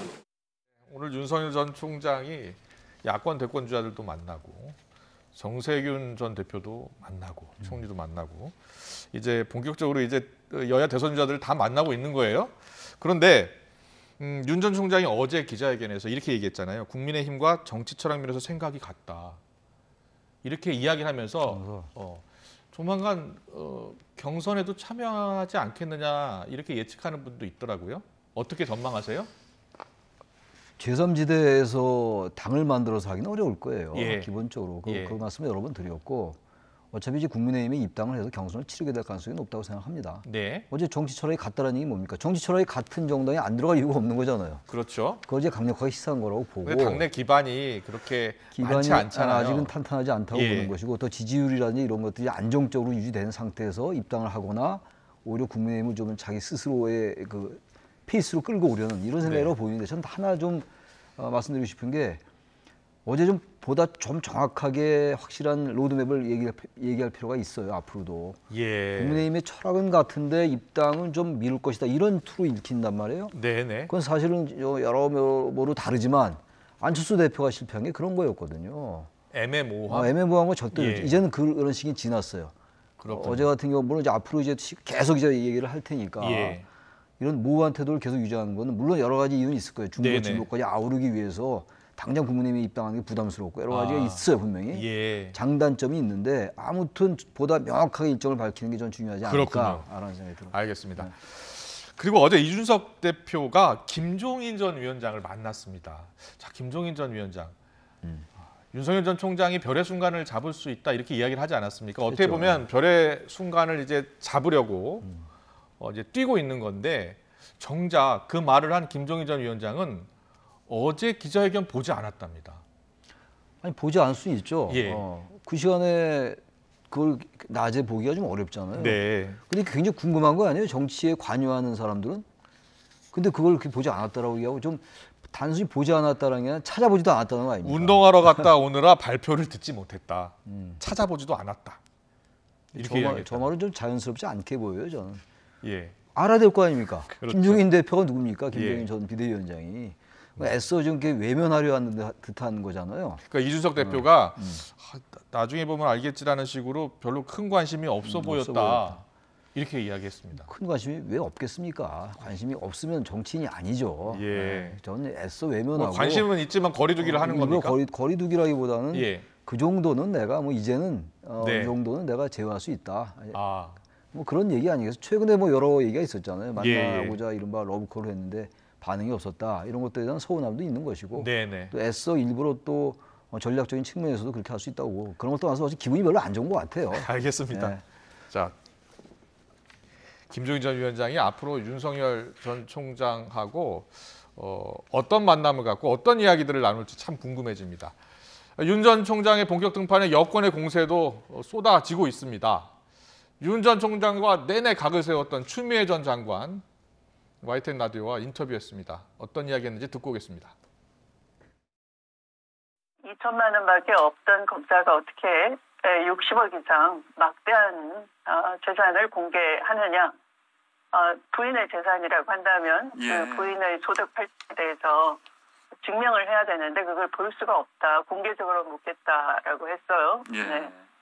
그래서 그게 경제 공동체라고 이미 그 윤석열 대선 후보께서 이미 그 검사 시절에 그렇게 밝힌 바가 있기 때문에 조국 전 장관에 대해서 또 박근혜 최순실 게이트 수사하는 특별 검사로서 그렇게 말을 한 것이 있기 때문에 뭐 본인도 역시 경제 공동체의 입장에서 제대로 밝혀야 되겠죠. 네, 말 그대로 검증의 시간이 온 겁니다. 네, 시작이 됐다고 볼 수 있습니다. 추 전 장관도 재산 문제 확실하게 어떻게 재산이 증가했는지 보여줘야 한다라고 이야기하고 있고 또 각종 여러 의혹들에 대해서도 해명을 해야 된다라고 이야기하고 있습니다. 윤 전 총장이 이 여러 의혹들을 어떻게 해명하느냐에 따라서 향후 지지율도 크게 엇갈리겠죠? 전공법으로 나가야 될 것 같아요. 전공법으로. 엑스파일 내용은 좀 못 봤다고 하니까. 근데 거기에 나온 여러 가지 재판도 이제 7월 2일인가요? 모레 또 장모 재판 있잖아요. 그런 것 포함해가지고 제기된 의혹들 어제 그 얘기도 그렇게 했잖아요. 네. 근거나 사실에 입각해서 정확히 해명하겠다. 그 대신 여러 가지 루머나 이런 것들, 흑색 선정 같은 거 그런 것들하고 좀 이제 굳이 그런 것까지 일일이 답변할 필요는 없을 것 같아요. 검증이라는 이름으로 상대방을 완전히 흠집내는 것이기 때문에 이른바 마타도어이기 때문에 그것과는 좀 다르다. 검증은 예. 그런 생각이 듭니다. 알겠습니다. 앞서 잠깐 화면으로 보여드렸는데요. 윤석열 전 총장이 오늘 국회 기자실을 찾았고 기자들도 만나서 이제 인사를 나눴습니다. 그리고 기자들이 바로 최근 논란이 되고 있는 사안, 뭐 엑스파일에 들어있는 내용도 있었습니다. 그런 의혹들을 어떻게 생각하는지 답변을 들어봤는데요. 윤 전 총장이 뭐라고 답했는지 듣고 오겠습니다. 넥타이. 글쎄, 뭐 이것도 푸른색이었나? 그래서 아침에 뭐 골라주는 거 그냥 메고 나옵니다. 오늘 추미애 전 법무부 장관이 라디오에서요. 네네. 경제 공동체인 부인의 작은 출처 정의를 발표한다는 취지로 말씀을 했는데요. 이에 대해서는 좀 어떤 입장을 갖고 계신가요? 글쎄 뭐 특별한 입장 없습니다. 네. 사모님께서 직접 인터뷰도 하셨던데 그거를 좀 보셨는데. 글쎄 뭐 무슨 말씀을 하시는 거예요? 네. 이경희 여사께서 네. 입성 인터뷰를 하셨던데. 네. 제가 아침에 그 일찍 행사 나오느라고 한번 챙겨 보겠습니다. 글쎄 본인의 그 신상 문제라서 자기가 개인적인 이유로 좀 그만두고 싶다고 해서 그렇게 해서 서로 간에 양해를 했습니다. 네, 예상대로 공개 행보에 나서니까 기자들의 질문이 막 쏟아지고 있습니다. 그렇죠. 앞으로 뭐 더 하겠죠. 어떤 질문에는 제대로 답을 또 잘 못하고 있는 것 같아요. 그 부인에 관련된 거 경제 공동체 이 논리는 그 국정농단 할 때 제일 많이 나왔던 논리잖아요. 그 뇌물 관련이기 때문에 이 사안과 좀 다른 것 같아요. 부인에게 관련된 여러 가지 의혹을 해명해야 되는데 경제 공동체라고 보는 건 저는 뭐 법률 전문가는 아닙니다만 좀 잘 맞지 않는 것 같고 그래서 그냥 특별한 입장 없다고 얘기한 것 같아요. 여기서 그걸 일일이 설명하기는 좀 자리가 마땅치 않다고 본 것 같고 사모님 인터뷰니까 부인에 관련된 보도가 나왔잖아요. 아까. 네, 언론사 인터뷰를 통해서 부인인 김건희 씨가 자신의 관련된 여러 의혹들에 대해서 직접 입장을 밝혔습니다. 그래서 기자들이 물어본 겁니다. 몰랐던 것 같아요, 그건 진짜. 알면 이렇게 얘기했겠습니까? 무슨 말씀이세요? 몰라서 물어본 것 같아요, 이거는. 이거 그냥 알면서 그런가요? 그건 근데 부인이 보통 인터뷰하면 남편도 알지 않나요? 글쎄요, 그건 제가 모르죠. 알 수 없는 거고 제가 보기엔 그것까지 막 거짓말하는 그런 분위기는 아닌 것 같은데. 지금 여러 사안들이 이제 많고 또 기자의 질문이 계속 이어지다 보니까 아마 여러 상황에 맞닥뜨려질 겁니다. 그래서 앞으로 윤 전 총장이 어떻게 답하고 행동하냐가 중요한데. 그러니까 오늘 같은 날 이제 이런 이 상황에서 이렇게 할 수 있는데. 이러한 화법이나 이러한 스탠스, 태도, 애티튜드가 계속되면은 윤석열 답지 않다. 직설화법이고 말이에요. 정공법으로 하는 분인데 이게 뭔가 자꾸 피하는 거 아니냐 이런 그 비판을 받을 수가 있기 때문에 어제 오늘까지는 괜찮아요. 2, 3일까지는. 뭐 사람이 당장 뭐 얘기하는 건 아니잖아요. 그러나 이제 계속 질문에 이런 식의 답변 태도는 기자들로부터 썩 그렇게 호평을 받기는 어렵지 않겠는가. 국민에 대한 도리도 아니다. 그런 생각은 듭니다. 알겠습니다. 윤석열 전 총장 지금 큰 관심을 받고 행보를 시작했는데 말씀하신 것처럼 앞으로 어떻게 행보하느냐에 따라 달려 있습니다. 민주당 상황 잠깐 짚어보겠습니다. 오늘 예비후보 등록 마감일이었어요. 그래서 이제 9명이 모두 등록을 마쳤습니다. 9명의 후보들입니다. 옛날에 구룡 있었잖아요. 97년도 신한국당 구룡 유명했죠. 구룡. 9명의 후보들인데 전직 총리가 2명, 현직 도지사 3명, 현직 의원 3명, 전직 장관 출신 1명, 지역별로 봐도 영남, 호남, 충청, 강원 이 후보들의 면면을 보면 화려합니다. 화려하죠. 그런데 이재명 지사를 제외하고는 지지율이 낮아요. 어떤 이유 때문일까요? 이재명 지사가 이제 올해 들어와서 계속 지지율 1위를 적어도 여권에서 유지하고 있단 말이죠. 근데 다른 후보들이 뭐 늦게 이제 뛰어드는 것도 있습니다만 이렇다 할 그런 존재감을 잘 못 보여준 거예요. 이재명 경기도지사 같은 경우는 경기도 행정을 하면서 작년 신천지 관련된 그 행보라든지 여름철 그 계곡에 불법 영업하는 상인들 철거한 거 이런 것들이 굉장히 인상적이었잖아요. 추진력, 실행력 기억납니다. 이른바 우리가 사이다 발언 뭐 이렇게 얘기하는 거 아니에요? 그런 부분들 때문에 이제 지지를 획득했고 유지되고 있는 거죠. 다른 주자들은 아직은 그 상황까지 못 간 거고. 이낙연 전 대표 같은 경우야 뭐 대세론이 있었던 적도 있었잖아요. 근데 뭐 박근혜 사면론 얘기하고 이러면서 그게 꺾이고 회복이 안 되고 있어요. 이낙연 전 대표가 작년까지만 하더라도 지지율이 40% 가까이 나온 적이 있어요. 그리고 이제 지지율이 계속 하락세를 보이다가 최근에는 그래도 10% 안팎, 10% 조금 위에서 여론조사가 나오는 것 같아요. 여권에서 2위는 이제 유지하고 있는 거죠. 예, 일중이라고 표현도 하더라고요. 1강 1중 뭐 예. 약 이렇게 얘기했죠. 정세균 전 총리까지 나올 예. 때 다른 사람들 안 나올 때 이낙연 전 대표가 그 정도 선은 유지하는 것 같아요. 네. 그러니까 이제 결선 투표가 있기 때문에 예. 이제 반이 연대라는 게 어떻게 이제 될지 모르겠어요. 지금 정세균 전 총리와 이광재 의원은 뭐 단일화 하겠다는 거 아닙니까? 그렇죠. 예. 7월 5일까지 단일화 한다고 근데 결선 했습니다. 투표라는 게 있기 때문에 지금 후보군이 많아서 예. 이재명 지사가 1위를 달린다 하더라도 50%를 넘기가 쉽지 않을 수 있어요. 예. 후보들이 많기 때문에. 예. 그럼 이제 50%가 안 되면 결선 투표로 가야 될 거 아니에요? 결선 투표하면 이제 50%가 안 되면 이론적으로 이제 반이 연대가 가능하지만 그게 그렇게 쉽게 되지 않거든요. 그러니까 어떤 전문가들은 반이 연대뿐만이 아니라 이재명 지사를 또 지지하는 후보가 나올 수도 있다. 나올 수 있죠. 얼마나 예. 나올 수 있죠. 그리고 이렇게 이제 보더라고요. 야권의 후보군하고 어떤 이제 그 지지율을 보이느냐에 따라서 그게 굉장히 변수일 거예요 아마. 예. 안정적으로 이재명 지사가 이제 우위를 유지한다면은 예. 이른바 그 반이라는 분들, 이른바 친분이라는 분들도 일단 밴드웨건이라는 게 있기 때문에 예. 이재명 지사 쪽으로 흡수될 수밖에 없어요. 그렇군요. 근데 예. 그렇지 않을 경우에 굉장히 호각세를 이룬다든지 야권 후보와 윤석열 전 총장이 지금 범야권에서는 지지율 1위를 달리는데 현재 1위죠. 각종 여론조사를 보면 양자 대결, 가상 대결을 많이 보여주잖아요. 글쎄요. 그런 격차가 준다거나 아니면 다시 벌어진다거나 거기에 따라서 또 달라지겠습니까? 아주 재밌는 현상이 하나 있는데 예.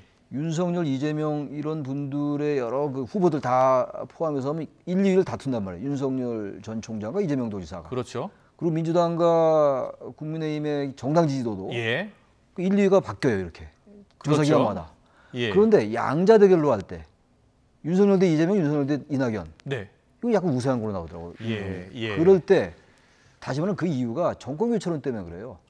이재명 지사에 대한 지지는 굉장히 강한데 민주당의 지지 나름대로 있어요. 예. 근데 이 정권이 잘못됐다라는 인식이 대단히 확산돼 있다라는 거예요. 예. 그러니까 약간 앞뒤가 맞지 않은 숨이 상관하지 않는 조사가 나오는 거거든요. 그렇군요. 정권 교체론이라는 것 때문에 그래요. 예. 어제 윤석열 전 총장은 정권 교체론 굉장히 얘기를 많이 했단 말이에요. 네. 바꾸자. 예. 안 바꾸면 안 된다. 이런 것들이 그런 것들이 이제 어떻게 작동되냐에 따라서 그럼 이재명 반이연대가 지사의 향후 과제가 되겠네요. 윤석열 전 그렇죠. 총장과 양자 대결, 가상 대결에서 어떻게 지지율을 극복해 나가느냐. 그것도 과제가 될 텐데 내일 공식 출마 선언을 합니다. 그런데 내일 공식 출마 선언을 영상으로 한다고 해요? 어떤 이유가 있을까요? 저는 의미가 있을 거예요. 이게 이른바 오프라인에서 하는 거는 지금 뭐 비대면 상황에서도 그렇기도 하지만 예. 꼭 코로나19가 아니라 하더라도 그 시대는 지났어요. 87년도 예. 13대 대선 할 때 100만 군주이 모인 거 아니겠어요. 예. 여의도 광장 이런데 그런 시대는 지났고 또 하나는 사람을 모으는 게 사실 동원하는 거예요. 당원 네. 동원하고 이런 거기 때문에 전 비대면으로 영상으로 하는 게 맞는 것 같아요. SNS로 얼마인지 알 수 있고 예. 오히려 그게 확산력이 더 그럼 뛰어나다고 윤석열 전 총장과 대비가 되네요. 윤 전 총장 같은 경우야 어제는 이제 출마 선언하는 거니까 예. 이제 그 윤봉길 의사라는 그 특정한 개념을 가지고 했던 거니까 약간의 차이 있습니다만 윤 전 총장도 이제 SNS를 한다는 거 아니에요? 페이스북을 계속 안 했었잖아요. 네, 페이스북 열었다고 하더라고요. 열었다고 하고 예. 하니까. 예. 알겠습니다. 오늘 정치권 이슈 다양하게 짚어봤습니다. 최창렬 용인대 교수와 함께했습니다. 잘 들었습니다. 네, 고맙습니다.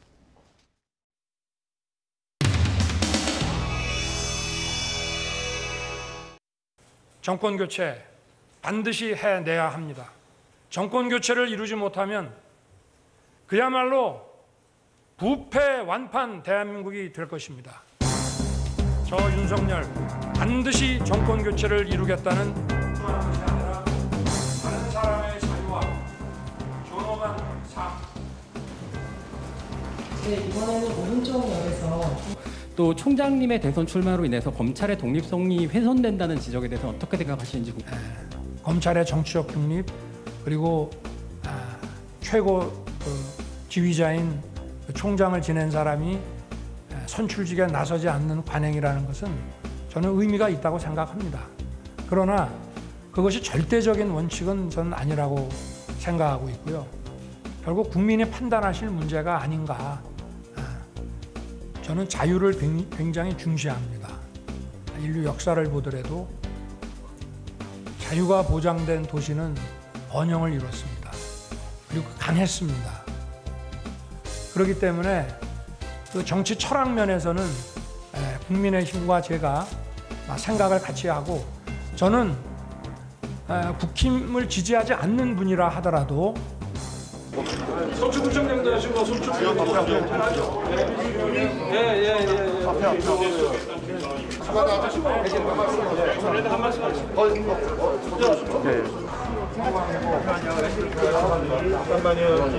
망가진 나라를 의원님들과 함께 그리고 국민과 함께 바로 세우도록 헌신의 힘을 다하겠습니다.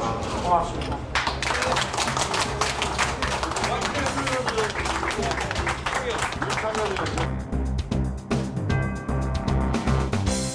방금 윤석열 전 검찰총장이 이제 대선 출마 관련해서 제가 봤을 때는 굉장히 언어가 잘 정제되어 있고 고민이 많이 녹아있는 그런 연설이었다 이렇게 평가하고요.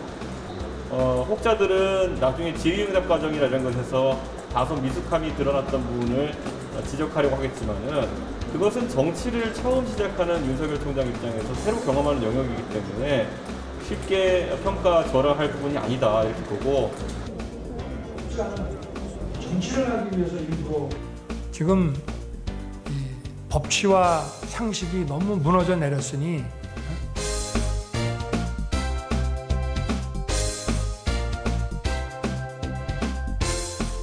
막 국민 약탈하고 있다면 정권 교체 반드시 해야 된다 뭐 이런 얘기도 하셨는데 뭐 무능한 검사의 넋두리죠.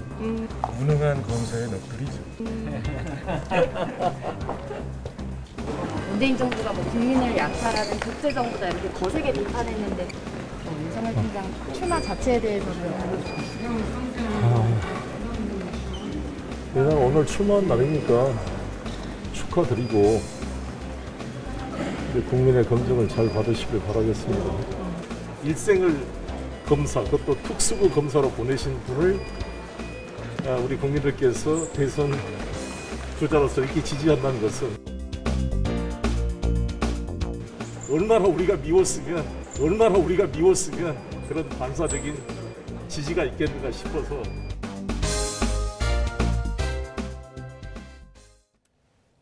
수감 중인 이명박 전 대통령이 이 나라가 왜 이렇게 됐는지 너무 안타깝다며 고려대 후배에게 보낸 자필 편지가 공개됐습니다. 어제 고려대학교 재학생과 동문이 이용하는 온라인 커뮤니티 고파스에는 이 전 대통령에게 편지를 보내 이 같은 내용의 답장을 받았다는 글이 올라왔습니다.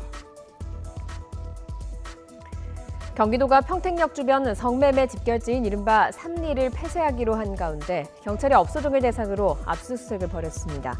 경기 평택경찰서는 오늘 평택역 주변 성매매 업소 2곳과 업주 자택 등을 압수수색해서 휴대전화와 업소 운영 기록이 담긴 문서 등을 확보한 것으로 알려졌습니다. 어제 새벽 울산 중구 3층 상가 건물 화재 진압에 투입됐던 울산 중부소방서 소속 29살 노명래 소방사가 숨졌습니다. 노 소방사는 건물 안에서 인명을 수색하던 중 갑자기 번진 거센 불길에 2도 화상을 입고 부산의 화상전문병원에서 치료를 받다 오늘 새벽 사망했습니다. 오늘 오전 9시쯤 서울 자양동의 3층짜리 상가주택 건물 지하 1층에서 도시가스가 폭발하는 사고가 났습니다. 이 사고로 지하 1층에 있던 70대 남성이 온몸에 2도 화상을 입어서 병원에서 치료를 받고 있습니다. 오늘 오전 10시 반쯤 전북 정읍시 태인면 도축장 신축공사장에서 위험물 탱크 용접 작업 중에 불이 나서 공사장이 완전히 불에 탔습니다. 이 불로 49살 A씨가 전신 3도 화상을, 50살 B씨가 2도 화상을 입어 병원에서 치료를 받고 있습니다. 오늘 오전 11시 반쯤 경기 남양주시 서울 양양고속도로 화도나들목 근처 졸음쉼터 공사 현장에서 크레인이 도로 쪽으로 넘어지면서 승용차 한 대를 덮쳤습니다. 차량 앞부분만 파손돼 운전자는 다치지 않았지만 양양 방향 3개 차로와 서울 방향 2개 차로가 차단돼서 극심한 정체가 빚어졌습니다. 서울시와 경기도 인천시가 내일로 예정됐던 새로운 사회적 거리두기 시행 시기를 일주일 연기하기로 했습니다. 서울에서 올해 최다 확진자가 발생하고 델타 변이 바이러스도 확산하는 등 거리두기를 완화하기에는 상황이 엄중하기 때문입니다. 취재기자 연결합니다. 류충섭 기자. 네, 전국구입니다. 네, 급박하게 결정이 된 것 같습니다. 어떤 내용입니까? 네, 서울시와 경기도 인천시가 협의 끝에 현재 거리두기 체계를 일주일 연장하기로 했습니다. 서울시가 애초엔 내일부터 2단계를 적용하되 사적 모임을 6명까지 허용하는 2주간의 이행 기간을 가질 예정이었는데 신규 확진자가 폭증하면서 일단 보류한 겁니다. 경기도와 인천시도 상황을 공유해 수도권 전체의 거리두기 재편을 일주간 유예하기로 했고 중대본도 이에 동의했습니다.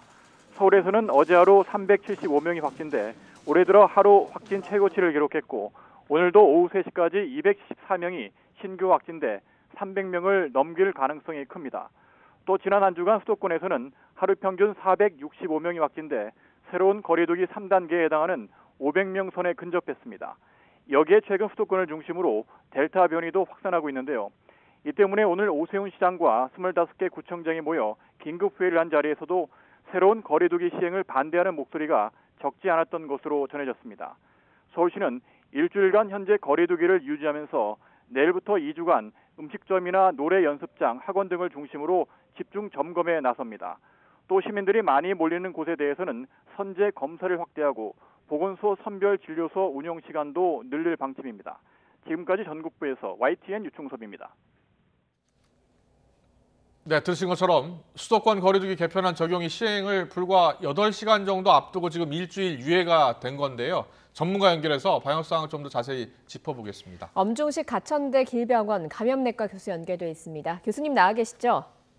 네, 안녕하십니까? 예, 네. 안녕하십니까? 안녕하십니까? 조금 전 저희가 뉴스 시작하면서 속보로도 계속 전해드렸고요. 내일부터 당장 거리두기 개편이 적용돼서 방역 조치가 좀 완화될 예정이었는데 수도권은 상황이 급박해서 일주일 유예하기로 했습니다.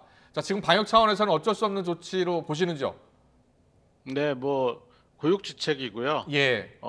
사실 어제 그 수도권에서 650명 가까운 환자가 발생을 하면서 서울 경기 지역은 특히 이 확진되는 환자들을 생활치료센터나 병원으로 병상 배정을 하는 것 자체가 어려워지는 상황이 발생을 했습니다. 예. 그러니까 적절하게 격리를 시행하지 못하는 그런 상황이 발생하다 보니까 이 상황이 뭐 단기간 내에 해결이 될 수 있는 그런 상황이 아니라고 판단을 하고 예. 지자체에서 자발적으로 이 거리두기 연기를 결정한 것 같습니다. 네, 앞서서 지금 설명해 주신 게 적절하게 격리 조치를 하지 못하는 상황이 발생했다라고 말씀을 해주셨는데 최근에 이제 급격하게 이런 상황이 발생을 하게 된 겁니까?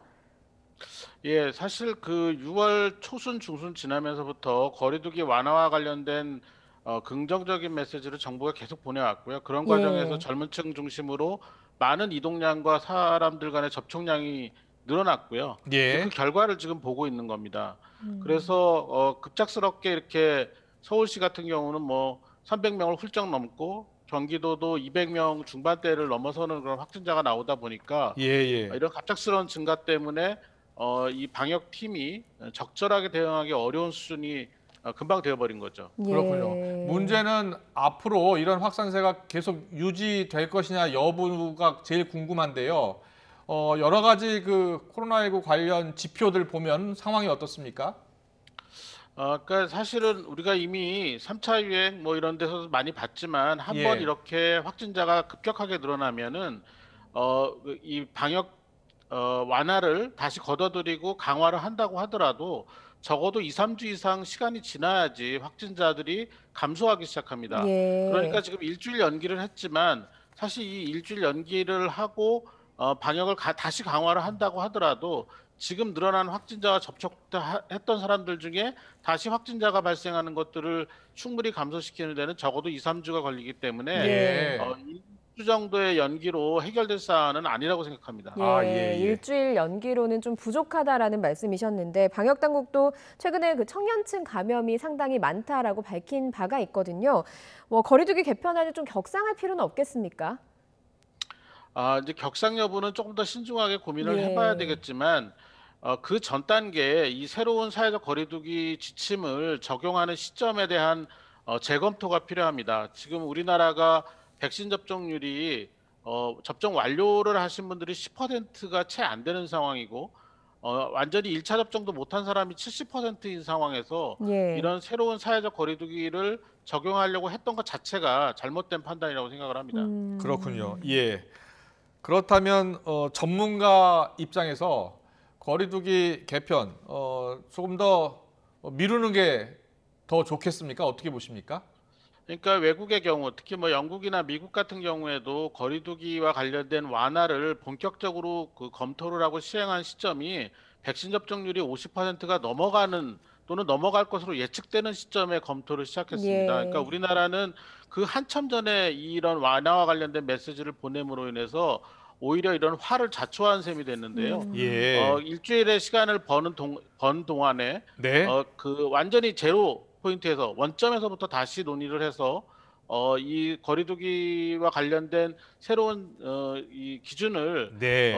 백신 접종률이 충분히 올라간 다음에 예. 시작하는 걸로 재결정을 할 필요가 있다고 생각합니다. 예, 백신 접종률이 아직 높지 않은 상황에서 거리두기 개편을 하는 것 자체가 좀 문제가 있다. 그래서 재검토가 필요하다라는 말씀이신데 뭐 백신 접종률도 접종률이지만 델타 변이 바이러스로 인해서 지금 크게 확산하지 않을까 우려가 큰 상황이거든요. 원어민 강사 모임에서 그 확진자 가운데 델타 변이 바이러스에 감염된 사람이 나타났다고 합니다. 우려점이 좀 큰 것 같죠? 예, 지금 그 유전자 검사를 통해서 확인된 델타 변이 바이러스가 지난 한두 주 사이에 급격하게 늘어나고 있고, 예. 이 발견이 되는 장소도 상당히 다양한 장소에서 발견이 되고 있습니다. 그렇기 때문에 이것들을 초기에 우리가 전파 차단을 하지 못하는 경우에는 델타 변이 바이러스의 경우는 기존 바이러스보다 훨씬 빠른 강한 전파력을 갖고 있기 때문에 수도권 중심으로 급격하게 번져나갈 가능성이 매우 높고, 이렇게 되면은 거리두기를 다시 강화한다고 하더라도 단시간 내에 조절을 할 수 없는 그런 상황이 될 것으로 예측이 되기 때문에 거리두기 강화를 재결정하는 것과 관련돼서 빠른 판단이 필요하다고 생각을 합니다. 예. 네. 그리고요, 내일부터 WHO에서 사용 승인된 백신을 맞고 입국하는 인원에 대해서 우리나라가 자가격리 의무 해제 기준을 완화하기로 했는데요. 자, 이런 조치에 대해서는 어떻게 평가하십니까?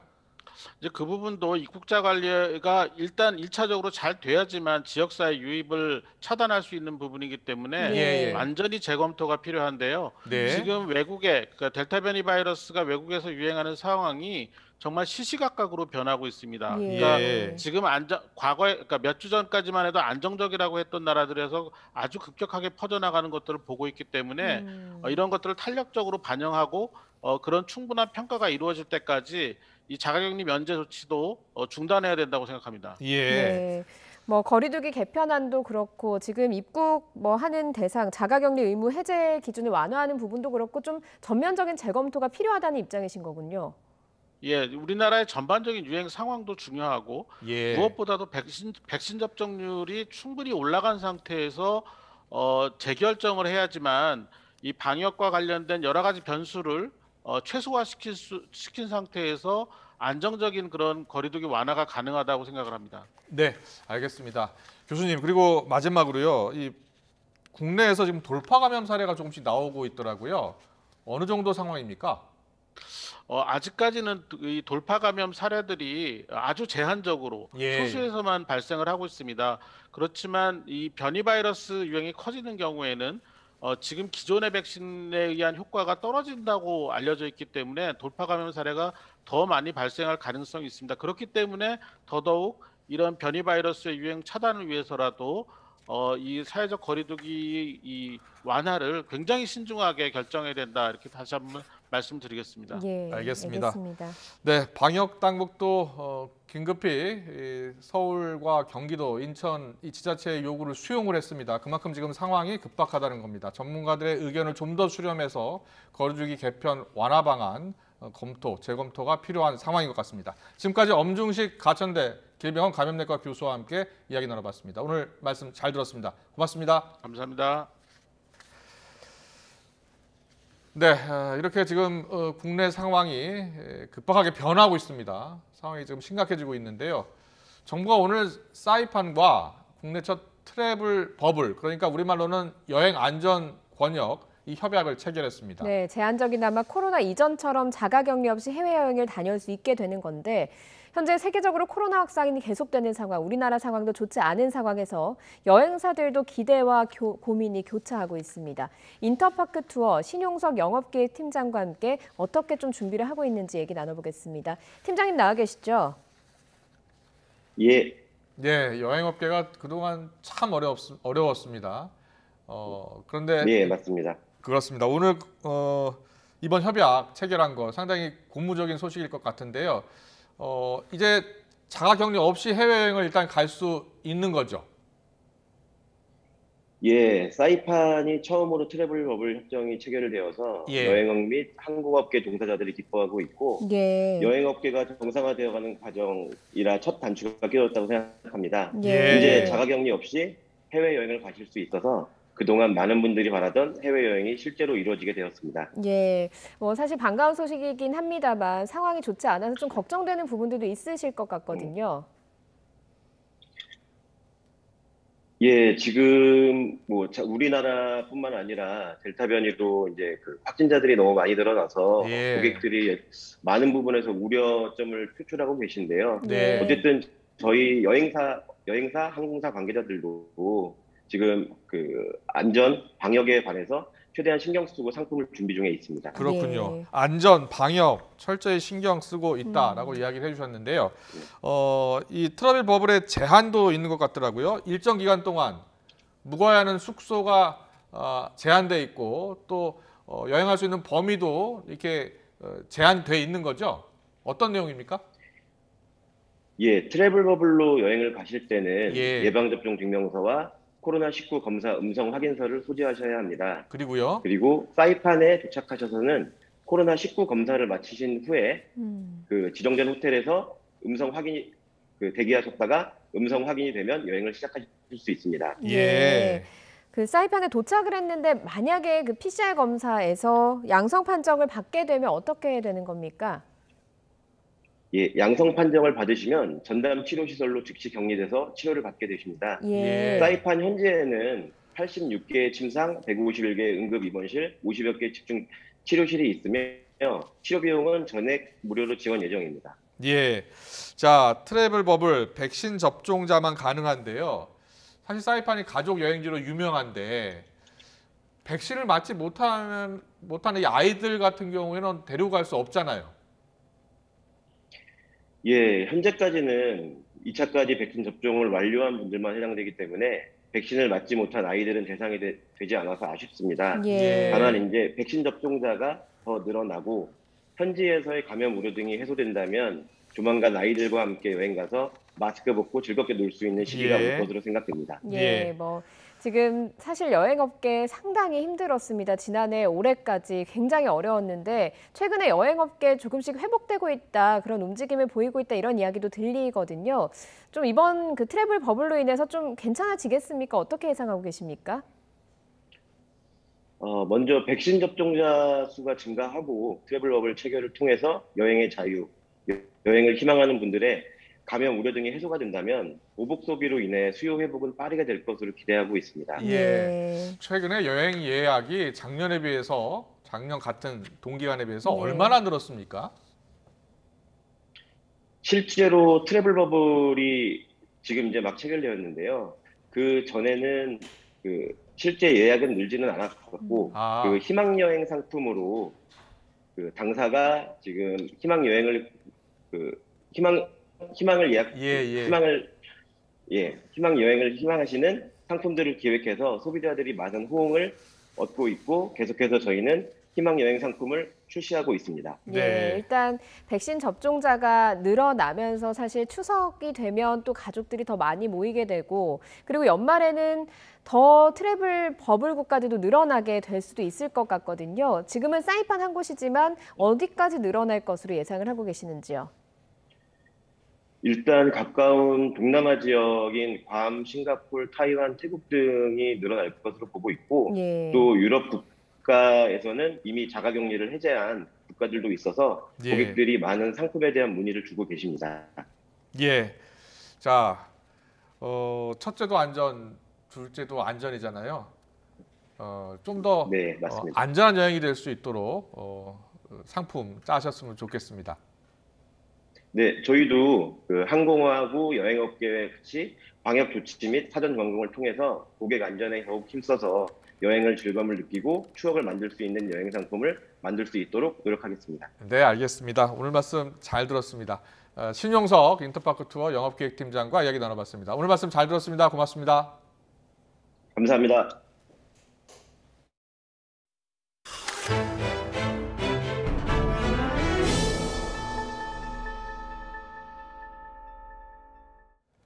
네, 방금 들어온 소식인데요. 박인호 공군 참모총장 임명안 내일 임시 국무회의에서 상정한다는 뉴스보가 들어와 있습니다. 예, 그렇습니다. 원래는 어제 국무회의에 정부가 상정할 예정이었는데요. 막판 검증을 이유로 미뤄지면서 여러 가지 해석과 관측이 나왔습니다. 이성용 공군 참모총장이 앞서 그 성추행 사건으로 인해서 지금 사의를 표명하면서 그 후임으로 박인호 공군 참모총장이 임명이 될 예정이었는데 임명안이 내일 임시 국무회의에 상정된다는 소식입니다. 네, 자세한 소식은 들어오는 대로 다시 한번 정리해서 전해드리도록 하겠습니다.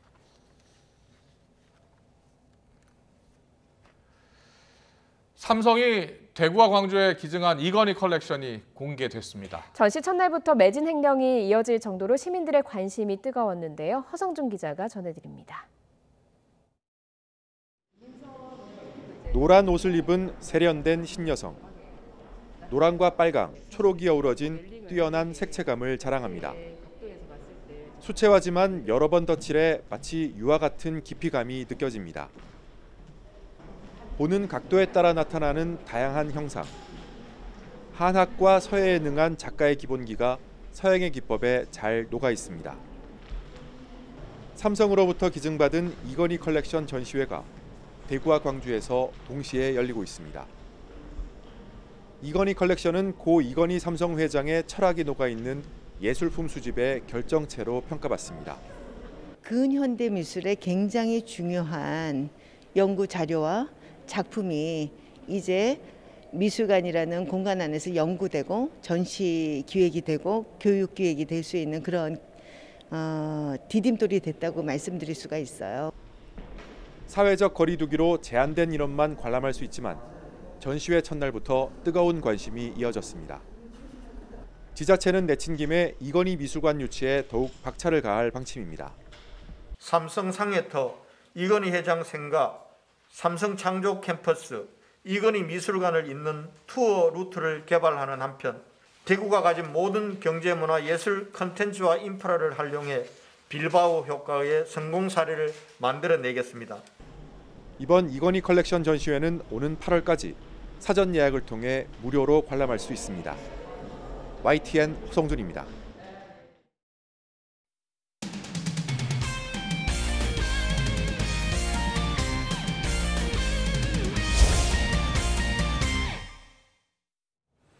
학교폭력 가해 의혹으로 무기한 출전 정지 징계를 받았던 여자 프로배구 선수 이재영, 이다영 자매가 흥국생명의 유니폼을 벗게 됐습니다. 조성호 기자입니다.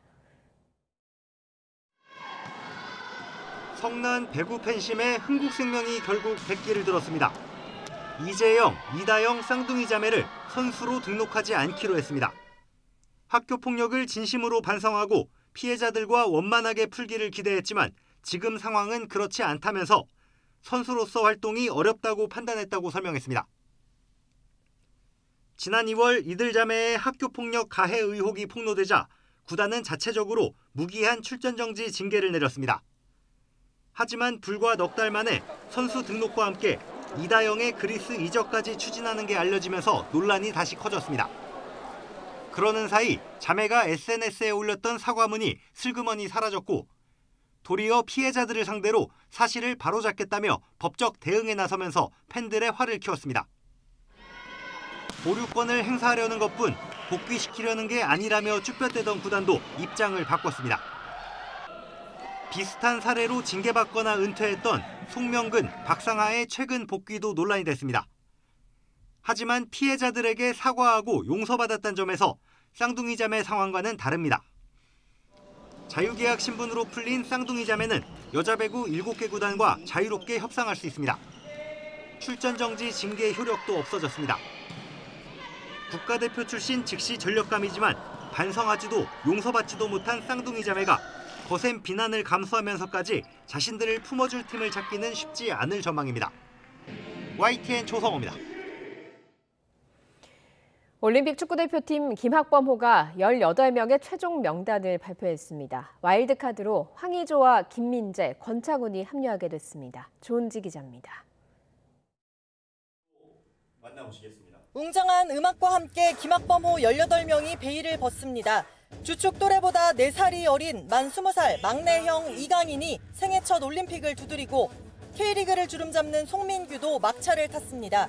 최전방 황의조와 이선 공격수 권창훈, 든든한 중앙 수비수 김민재가 활용 점정, 나이와 관계없는 와일드카드로 합류해 동생들과 도쿄 메달에 도전합니다.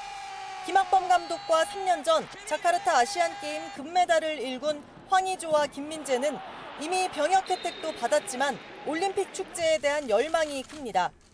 우리가 승부의 세계에 살면서 또 제한된 엔트리에서 최고의 성적을 낼 수 있는 방법이 뭔가를 찾다 보니까 사실 병역에 관계없이 필요한 자리에는 어떤 선수든지 제가 선발을 했고요. 최종 명단을 추리면서 체력과 희생정신을 강조했던 김학범 감독은 남은 20여일은 조직력 강화에 초점을 맞추겠다고 했습니다. 왼발잡이 3명을 활용해 비장의 무기가 될 정교한 세트피스를 만들고 동시에 끈끈하고 안정적인 수비 라인도 구축할 생각입니다. 2012년 런던 동메달을 넘어 최고의 자리를 꿈꿉니다. 최고의 우리가 올라갈 수 있는 자리가 어딘지는 도전 한번 해보고 싶습니다. 사고 한번 치자. 사고 한번 충분히 칠 수 있다. 살얼음판 바늘구멍을 뚫은 18명 영광의 얼굴은 파주 NFC에서 완전체로 담금질을 시작합니다. 오는 16일 프랑스와 안방 평가전을 치르고 이튿날 결전의 땅 도쿄에 입성합니다. YTN 조은지입니다. 오늘 퇴근길도 우산이 필요한 지역이 있습니다. 대기 불안정으로 곳곳에 소나기 구름이 발달해 있는데요. 특히 강원 산간과 내륙에는 호우주의보가 내려진 가운데 강한 소나기가 내리고 있습니다. 내일도 내륙 곳곳에 소나기가 지나겠습니다. 경기 동부와 강원, 제주도에 5에서 50mm가 예상됩니다. 날씨는 한층 더 더워지겠습니다. 내일 서울의 한낮 기온 31도까지 오르겠고요. 담양에는 폭염주의보가 내려진 가운데 기온이 32도까지 치솟겠습니다. 지금까지 날씨 정보였습니다. 네, 이어서 저녁 종합 뉴스 이브닝 뉴스가 방송됩니다. 시청해주신 여러분 고맙습니다.